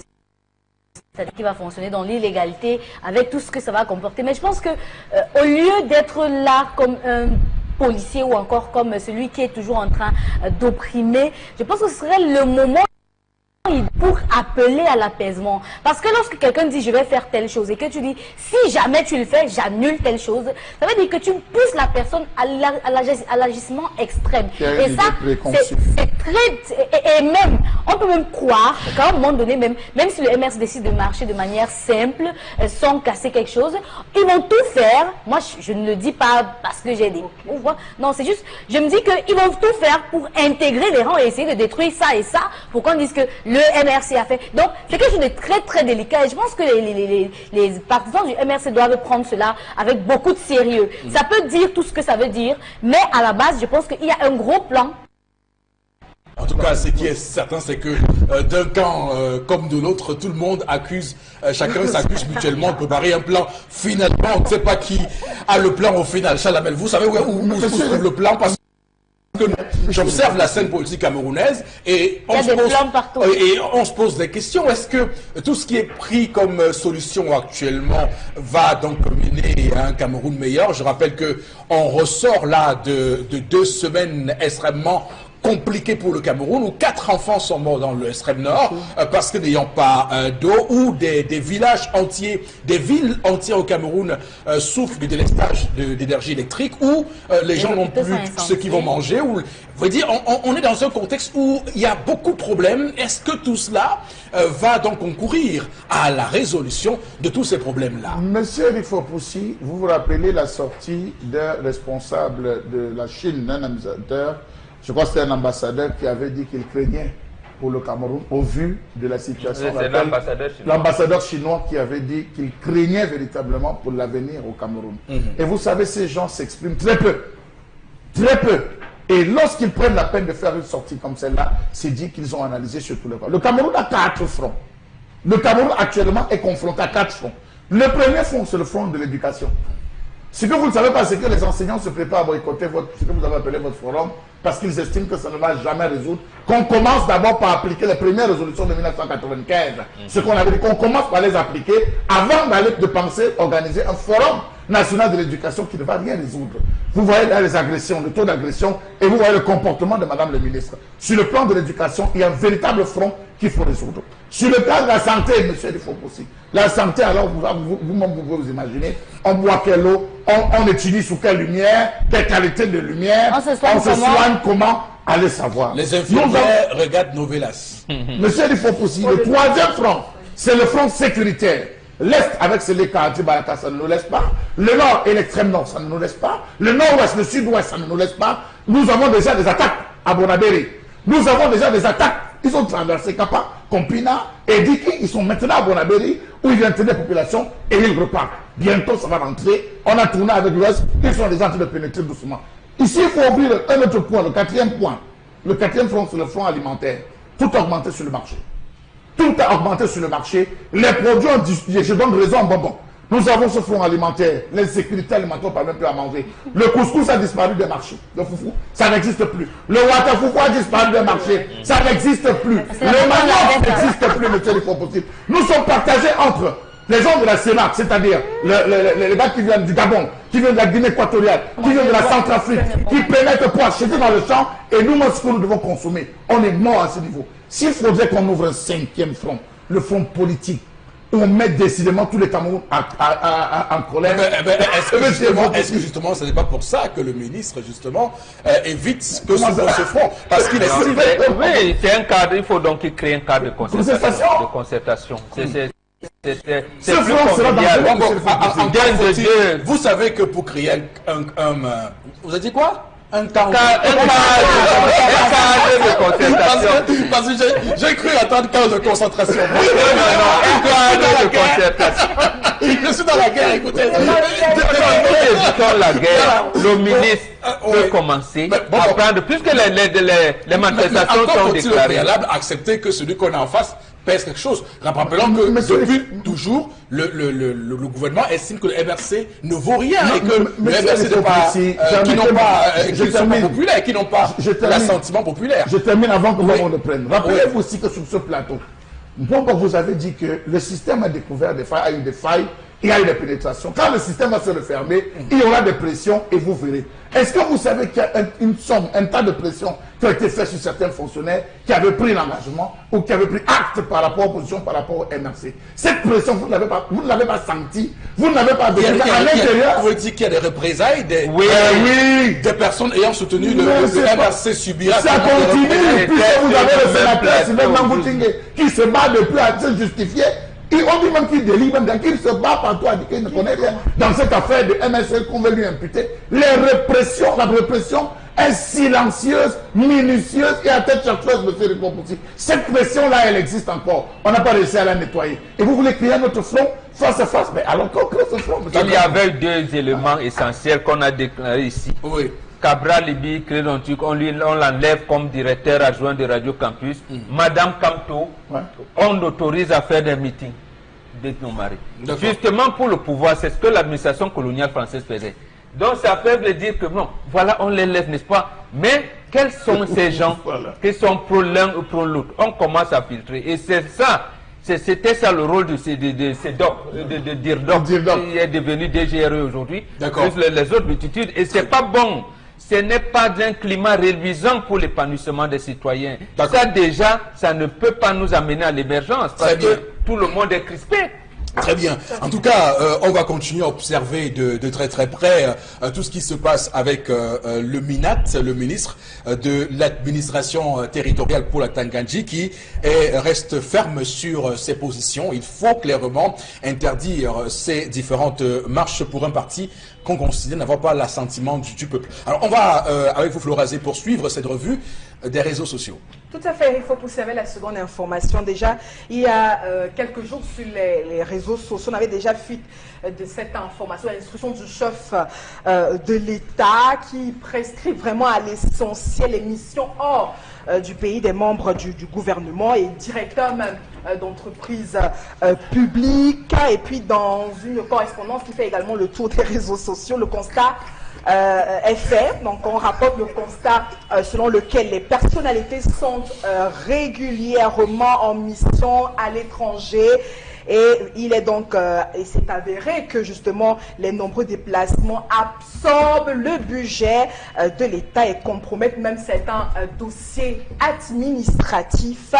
Donc d'où cette sortie du président de la République qui a donc instruit afin d'adopter d'urgence, en état d'urgence, des mesures appropriées, surtout destinées à certains membres, à l'essentiel même des déplacements, à l'endroit de certains administrateurs, voilà, certains membres du gouvernement et peut-être également, c'est déjà une porte de sortie, hein, il faut pousser vers la lutte contre la corruption ou même contre les charges financières que vive notre administration à l'heure actuelle. Alors, ce qui est intéressant, et d'ailleurs, lorsqu'on regarde ce que titre ce matin Mutation, le refrain sans frein, ça veut tout dire, hein, avec Mutation ce matin, refrain sans frein. Vous savez, la réduction du train de vie de l'État est une question essentielle dans tout État, mais le Cameroun a toujours opté pour des petites, bon, permettez-moi de faire des tautologies.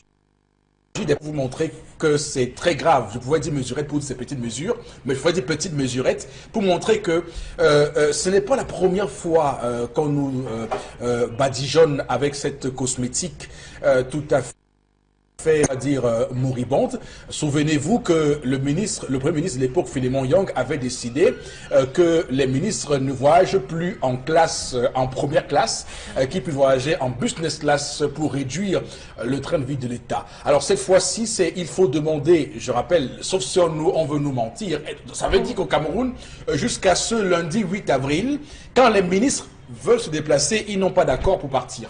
C'est ce que ça veut dire. Moi, je dis ça comme ça. Donc, ils n'ont pas d'accord pour partir et que prochainement, désormais, le Premier ministre et le chef de l'État vont désormais viser le déplacement. Alors, je vois aussi que tout récemment, on a vu des ministres aller se pavaner à l'étranger. Permettez-moi le terme, c'est un tout petit peu péjoratif, mais cette mesure confirme bien cela, pour recevoir des prix on ne laissera pas, mais pour recevoir des prix, pour dire que le Cameroun est meilleur en ceci, le Cameroun est meilleur en ceci. D'ailleurs, la prévention routière, souvenez-vous, il y a un prix qu'on a gagné tout récemment, où le Cameroun est classé parmi les pays où il y a une sécurité routière acceptable. Donc vous voyez que là, il faut siffler la fin de la récréation. Alors bon, Bégan, vous appréciez cette mesure ou vous êtes plutôt dubitatif? Non, cette mesure ne va rien donner. Premièrement, ça montre que l'entrepreneur en chef qui parlait de boulot d'étranglement, c'est lui-même qui les favorise ou alors ne veut pas les contrôler.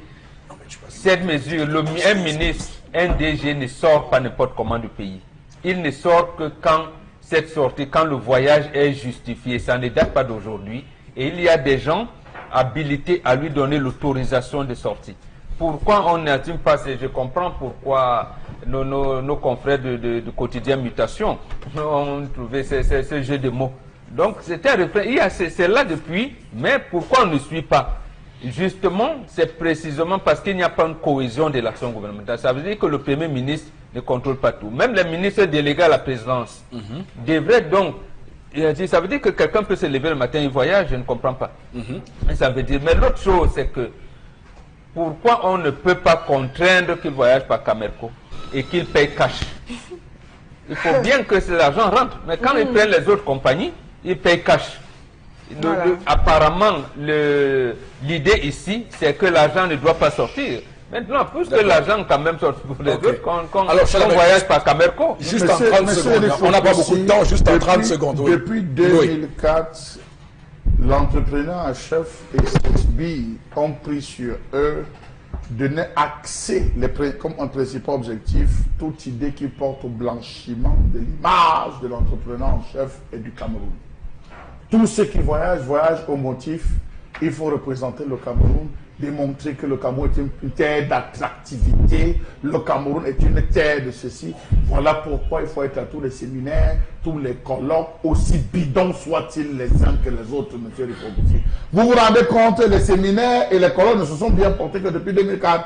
Vous voyez, on dit que le ministre tel, il est en déplacement, il va participer au forum national, au forum international de tant sur la ville. Le ministre est en déplacement. Il va discuter des problèmes sur la question de la santé et la question de la santé. Alors qu'ici, on manque de BCG. On manque de vaccins de BCG. Mais il est au forum international. Le ministre tel est au rendez-vous mondial de tous les responsables de sport pour voir comment développer les atouts sportifs avec la nouvelle technologie. Alors qu'on court aussi sur les pistes où on trace avec la farine, monsieur Rico. D'accord. Voilà. D'accord. Très bien, Chalamel, c'est terminé. On n'a pas beaucoup de temps pour terminer cette revue des réseaux sociaux. Je suis désolé, on n'a pas le temps. Florence, on termine avec la dernière information. La dernière information, c'est en sport. On prépare très bien la CAN 2021, toujours avec ses quads. Mais on a justement cette information qui fait le buzz sur les réseaux sociaux, la position de Roger Mila, qui veut que le nom, en fait, le stade Japoma porte son nom. Je rappelle qu'on est en pleine construction d'un stade de 50 000 places à Japoma, c'est une bourgade. Pour ceux qui ne connaissent pas, situé même dans la ville de Douala. Donc, et Japoma, c'est également le village même natal de cette ancienne gloire du football camerounais. Il a dit, je ne souhaite pas que ce soit après ma mort qu'on bâtisse ce stade au nom de Roger Mila. Je l'ai déjà dit à toute ma famille et à tout Japoma, si ce n'est pas fait pendant mon vivant, jamais après mon décès. Voilà donc des propos qui font le buzz sur la toile. A-t-il tort ou raison? Bon, je vous laisse le soin de... Roger Mila, c'est le joueur du XXe siècle, africain du XXe siècle, voilà, il faut le dire. Alors, Chalamel, je commence par vous. Monsieur Rifo-Poussi, il faut commencer aussi à dire qu'il a pris de la bouche de Mbobok, parce que c'est Mbobok qui, sur le premier sur ce plateau, il y a une semaine, a parlé de ça. Donc, il commence à reconnaître que cette idée n'est pas de lui. Mbobok, il a dit d'abord un. Donc, quand on parlait des stades sur ce plateau, c'est Mbobok qui l'a. Non, même s'il se connaît, il faut reconnaître ça. Il faut le dire. Ce n'est pas la mort de Mbobok qui va dire que c'est Mbobok qui a été. Qui commence à dire du vivant de Mbobok. Qui commence à montrer l'exemple. À montrer l'exemple. Merci à Mbobok de l'avoir dit. J'ai écouté, j'ai rebondi sur le truc. Monsieur Rifo-Poussi, je crois que. En termes, je ne sais pas pourquoi vous riez. Je veux dire que ça m'a traversé l'esprit, justement. Vous me rappelez, voilà. Bobo Bengan a été le premier à émettre l'idée. Ici, là. Oui. Donc, monsieur Fopoussi, on va le dire, peut-être très simplement, je vais m'arrêter là. Que, mais oui. Vous ne pensez pas que c'est normal? Le président Paul Biya a baptisé, le stade Olembe Paul Biya. Voilà, on pourrait le faire aussi avant qu'il soit construit. Monsieur Eric Fopoussi, oui, on a d'abord donné le nom de quelle rue, à quel martyr. On a déjà fait à quel martyr au Cameroun? Pourquoi on vient de dire aujourd'hui à... Non, ça ne doit pas commencer avec lui. Je dis non, ça ne doit pas commencer avec lui. Ça va commencer d'abord avec les autres. Les pères fondateurs. Non, mais il y a bien un stade Mbappé. On appelle le stade... Non, quand il est mort. Quand il est mort. Quand on appelle le stade... On appelle ça le stade de Roubaix Kouminobe. On a besoin. Non, mais on a arrêté. Non, mais c'est avec je le dis peut-être trivialement, mais nous sommes à la recherche de nos repères. Et les repères, on a besoin de commencer par les pères fondateurs, les premiers avant d'arriver là. Non, on peut baptiser une université, mais un stade. On commence par là. Voilà. Merci. On va arrêter là pour aujourd'hui. Merci beaucoup à vous. On va tout de suite basculer au plateau B où Consti Lamine est en place. On va rapidement parler de ce complément alimentaire Vombo Oméga 3. Consti, bonjour. Oui, bonjour Eric, bonjour à tous les téléspectateurs et surtout bonjour à tous les consommateurs du Vombo Oméga 3. Alors ce lundi matin, nous revenons encore une fois de plus parler de ce complément alimentaire qui fait déjà la fierté de tous les téléspectateurs de Equinox Télévision et de tous les auditeurs d'Equinox Radio. C'est bel et bien le Vombo Oméga 3 que voici. C'est une boîte dans laquelle vous avez 30 gélules et c'est une gélule par jour pendant le repas. C'est un complément alimentaire des laboratoires Cedorex aux États-Unis d'Amérique. Le Vombo Oméga 3 permet bien entendu de réduire les complications du diabète. Il permet de réguler le taux de cholestérol dans le sang, de réduire naturellement la pression artérielle, de nous prévenir contre les AVC. Le Vombo Oméga 3 permet également d'assouplir nos articulations. Il permet également de garder la bonne humeur en longueur de journée. Voilà donc quelques avantages liés à la consommation régulière de ce complément alimentaire qui est sans effet secondaire dans l'organisme. Et c'est une gélule par jour pendant le repas. Oui, il faut également rappeler que le Vombo Oméga 3 n'empêche pas la prise des autres médicaments parce que lui, il est un complément alimentaire. Voilà donc pour ce qui est de la présentation et du prix du Vombo Oméga 3 qui est bel et bien de 5500 francs. Et ce prix est valable uniquement au magasin 1001 Tapis qui est situé en face du Palais d'Ica à l'entrée de la rue Mermoz. Je rappelle, 5500 pour une boîte de 30 gélules et c'est une gélule par jour pendant le repas. À côté bien sûr du Vombo Oméga 3, on a également cette lotion des diabétiques. Oui, ce lait de toilette pour diabétiques, il est non seulement médical, mais il est également un lait de toilette idéal pour entretenir la peau des diabétiques. Vous l'avez donc à 6000 francs, votre lait de toilette pour diabétiques, du côté du magasin 1001 Tapis. Comment l'utiliser? C'est 3 fois par jour sur les pieds et le reste du corps. Ainsi, il va nourrir la peau des diabétiques, il va protéger la peau des diabétiques, c'est-à-dire ce lait de toilette. Il va également donner une beauté idéale à la peau des diabétiques. Voilà donc quelques avantages liés à l'utilisation de cette lotion réservée uniquement pour la peau des diabétiques. Alors, chers téléspectateurs, vous êtes hors de la ville de Douala, vous avez besoin de votre Vombo Oméga 3, de votre lait de toilette. Il vous suffira tout simplement de nous appeler à nos numéros de téléphone et de passer votre commande. Je rappelle que nous livrons dans tout le Cameroun et dans certains pays africains. Comme dirait quelqu'un, prévenir vaut mieux que souffrir. Vous êtes attendu du côté du magasin 1001 Tapis pour l'achat de votre Vombo Oméga 3 ou alors de votre lotion des diabétiques. Merci et bonne journée à tous. Merci Consti Lamine, on vous retrouve tout à l'heure pour la suite. On va, messieurs, prendre tout de suite la route de interpellation. Regarde l'élément réalisé et monté par Cédric Chouna et ensuite nous ferons les commentaires sur le plateau.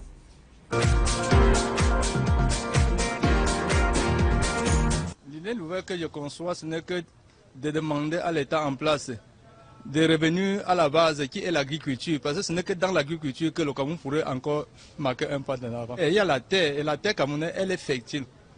Oui, il faut juste une volonté politique pour que le Cameroun puisse s'en sortir dans l'agriculture.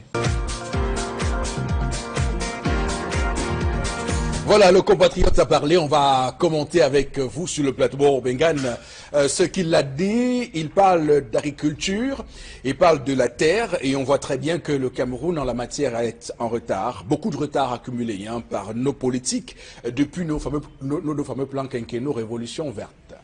Oui, et c'est pour ça que marque là que j'aime bien citer, lorsqu'on a proposé des réformes agraires en 89-90, il a sorti un livre quand l'État pénètre en brousse. Donc l'État avait raté.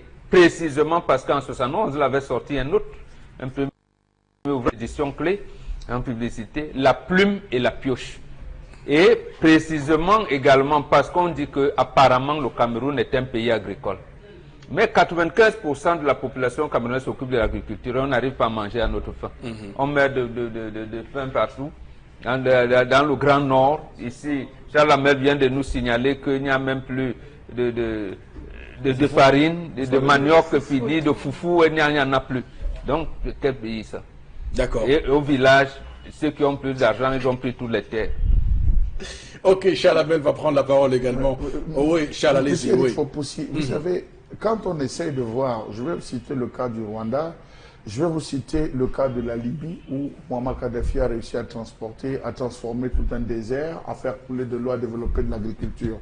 Je vais vous prendre un cas simple. Au Rwanda, qu'est-ce qu'ils ont fait? On a divisé tous les plans, le pays, on a redessiné la carte agraire du Rwanda. On s'est dit, ok, on lance la première priorité, c'est sur 3000 hectares. Ils ont défini les 3000 hectares dans des zones bien précises, ils sont descendus sur le terrain. Ils ont recruté tous ceux ils ont recensé tous ceux qui avaient la volonté de développer ou de faire des activités agraires. Chacun est venu avec le projet. C'était une équipe qu'on a mis sur le terrain. Ils ont lancé ensemble avec l'équipe des projets agricoles, manioc, projets agricoles. On a développé 6 mois après. C'est-à-dire c'était phase par phase. Phase 1, c'était une zone. Après les premières productions, on a créé une banque. La banque, dans cette banque, on a versé tous les fonds. On a amené les gens à prendre goût à la terre, à la pratique de la terre. Vous regardez l'Ouest, on peut prendre Tonga. Tonga, c'est le riz. Il y a combien de personnes qui font le riz? C'est quel type de riz? Est-ce que c'est le riz de subsistance? Est-ce que le riz peut être vendu? C'est la seule, quelle est la particularité de la terre de cette zone? On se rend compte que la particularité de la terre dans cette zone, le riz pousse sans avoir besoin d'eau. Comment est-ce qu'on peut multiplier? Est-ce qu'il y a des gens qui s'intéressent? On fait un recensement, on lance le projet, phase 1, phase 2, ça développe. On descend dans une zone peut-être comme Bamaha, on part dans une zone comme Kuba, une zone comme Fedba. On se rend compte là-bas, c'est la patate, c'est le plancton. On se met à développer. Vous allez vous rendre compte que les gens vont se retrouver à pratiquer. Mais ce n'est pas ça. On se place devant la télé, on dit oui, agriculture de seconde génération. C'est avec les dames que les gens vont aller agriculture de seconde génération. Merci Charles. On va, madame, monsieur, arrêter là pour interpellation ce matin. En tout cas, nos pouvoirs publics nous regardent et nous écoutent depuis Yaoundé et savent quoi faire, même si parfois on voit très bien que rien n'est fait. On va tout de suite basculer pour prendre la suite. C'est Vergeturov, tout de suite. Saviez-vous que 40 à 50% de la population est préoccupée par les vergetures? Heureusement, il y a Vergeturov, votre crème anti-vergeture fabriquée à base de plantes et de fibres naturelles. Vergeturov favorise la régénération cellulaire, stimule la production du collagène qui restaure l'élasticité de votre peau. Et en plus, les résultats sont visibles dès le 7e jour. Avec Vergeturov, vous ne cacherez plus jamais votre belle peau. Vergeturov repart et protège. Vergeturov, le miracle du cosmétique. Et donc, pour en parler sur le plateau B, précisément, Miss Vergeturov, bonjour et bon début de semaine. Bonjour Eric Fopoussi, bonjour à la grande équipe du Zénith, bonjour, un bonjour particulier à Flora Zé, la spécialiste des peaux noires.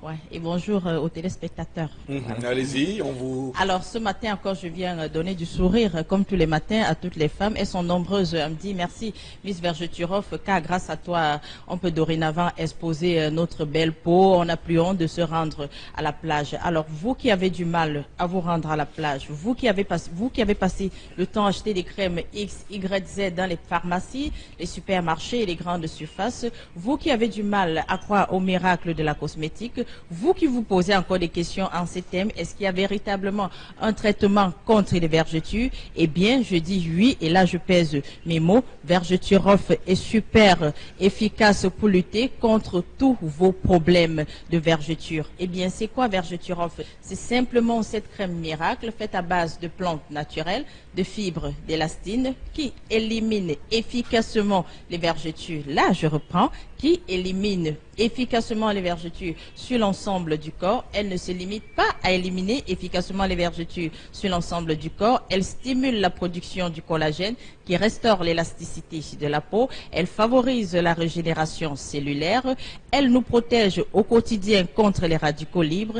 Elle hydrate en profondeur. Et enfin, elle combat efficacement la cellulite. Un véritable tout en un. Alors, elles sont également nombreuses à me dire, Miss Vergeturof, je vais utiliser Vergeturof. J'ai des vergetures sur le ventre, mais je vais utiliser des produits éclaircissants sur les pieds ou alors sur les bras. Que non. Pour utiliser Vergeturof, il vous suffit simplement de nettoyer la zone à traiter, prélever à l'aide d'une spatule une quantité généreuse de produits que vous appliquez sur les vergetures, frotter, masser jusqu'à obtention d'une sensation de chaleur. Cette sensation de chaleur qui n'est pas désagréable, frotter, masser jusqu'à obtention d'une sensation de chaleur. Répétez l'action 2 fois par jour, matin et soir. Par ailleurs, ne l'associez pas aux produits éclaircissants. Ne l'utilisez pas simultanément aux produits éclaircissants. Appliquez uniquement Vergeturof sur la zone à traiter. Avant de commencer l'utilisation de Vergeturof, prenez la peine de filmer avant et après car c'est vous qui appréciez les résultats. Alors, Vergeturof est super efficace sur tout type de vergetures. Les vergetures dues à une prise ou alors à une perte brutale du poids.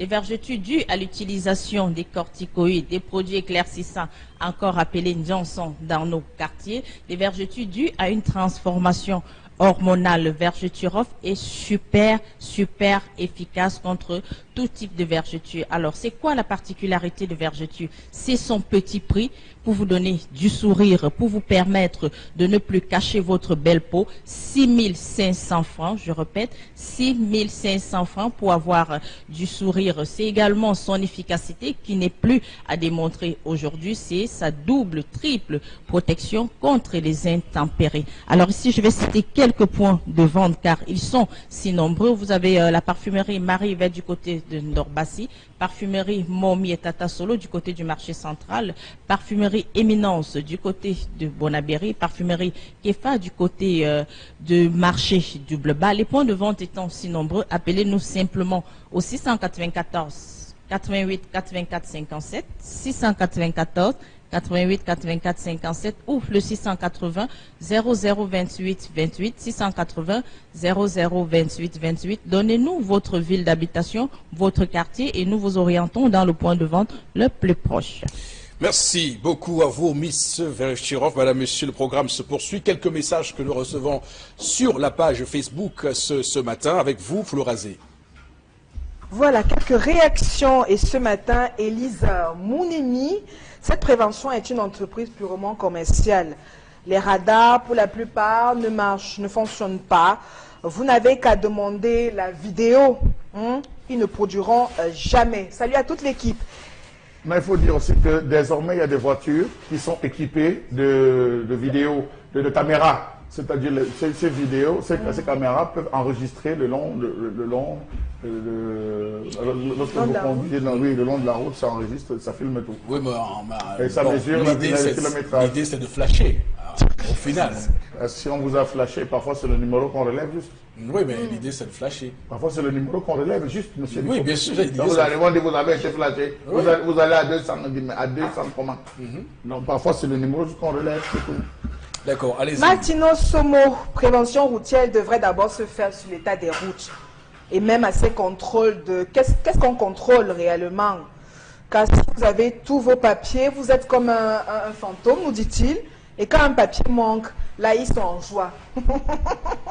Quand ils vont pointer je la vous ai dit, quand vous êtes en ils règle, vous rendez les gens nerveux. Non, il n'y a pas de respect à faire, Florazé. Il n'y a pas de respect. Il dit qu'on a l'impression que leur vœu est que tous les véhicules sont en mauvais. Pour avoir leur gombo. Je vous dis, ces gens, quand ils vont sur la route, ils y vont avec un espoir, c'est de pouvoir se faire plein les poches. Je vous dis que, mais on vous a rappelé un cas ici avec l'ex-secrétaire d'État à la Défense, de Saint-Amérique. Chaque week-end, il faisait un bilan et il se vantait de ce que les milliards, ça s'empilait chaque week-end mais c'est pas possible. Au lieu de comment dire ça, le nombre de non, au lieu de s'offusquer de ce que chaque week-end le taux de vitesse augmente, lui se plaît au nombre de. Cet argent-là a servi à quoi? On ne sait pas. En tout cas, Constille est d'accord avec nous. Oui, en plus, c'est pas de prêt.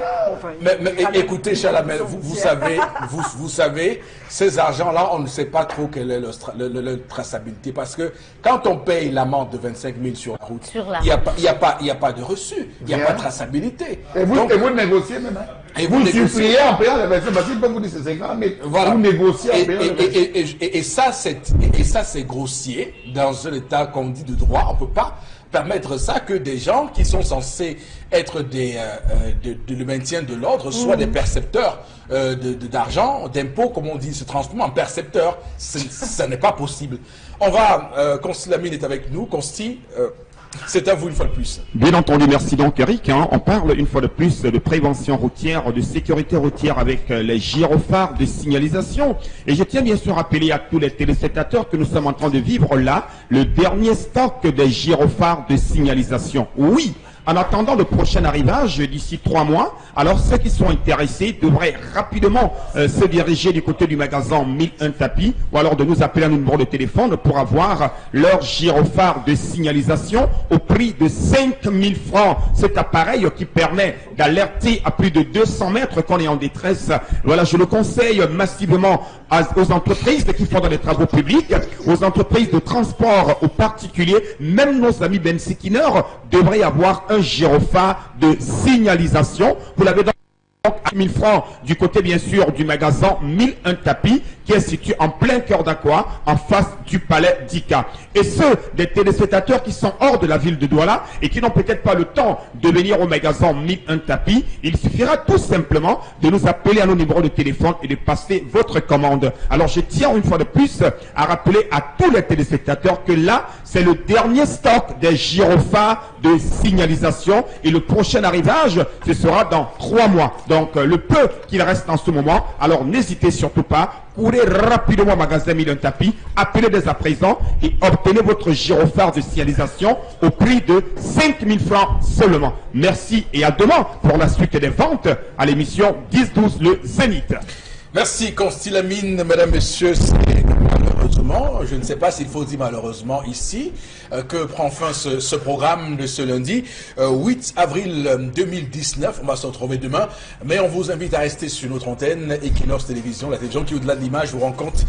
Et surtout que Dieu bénisse le Cameroun.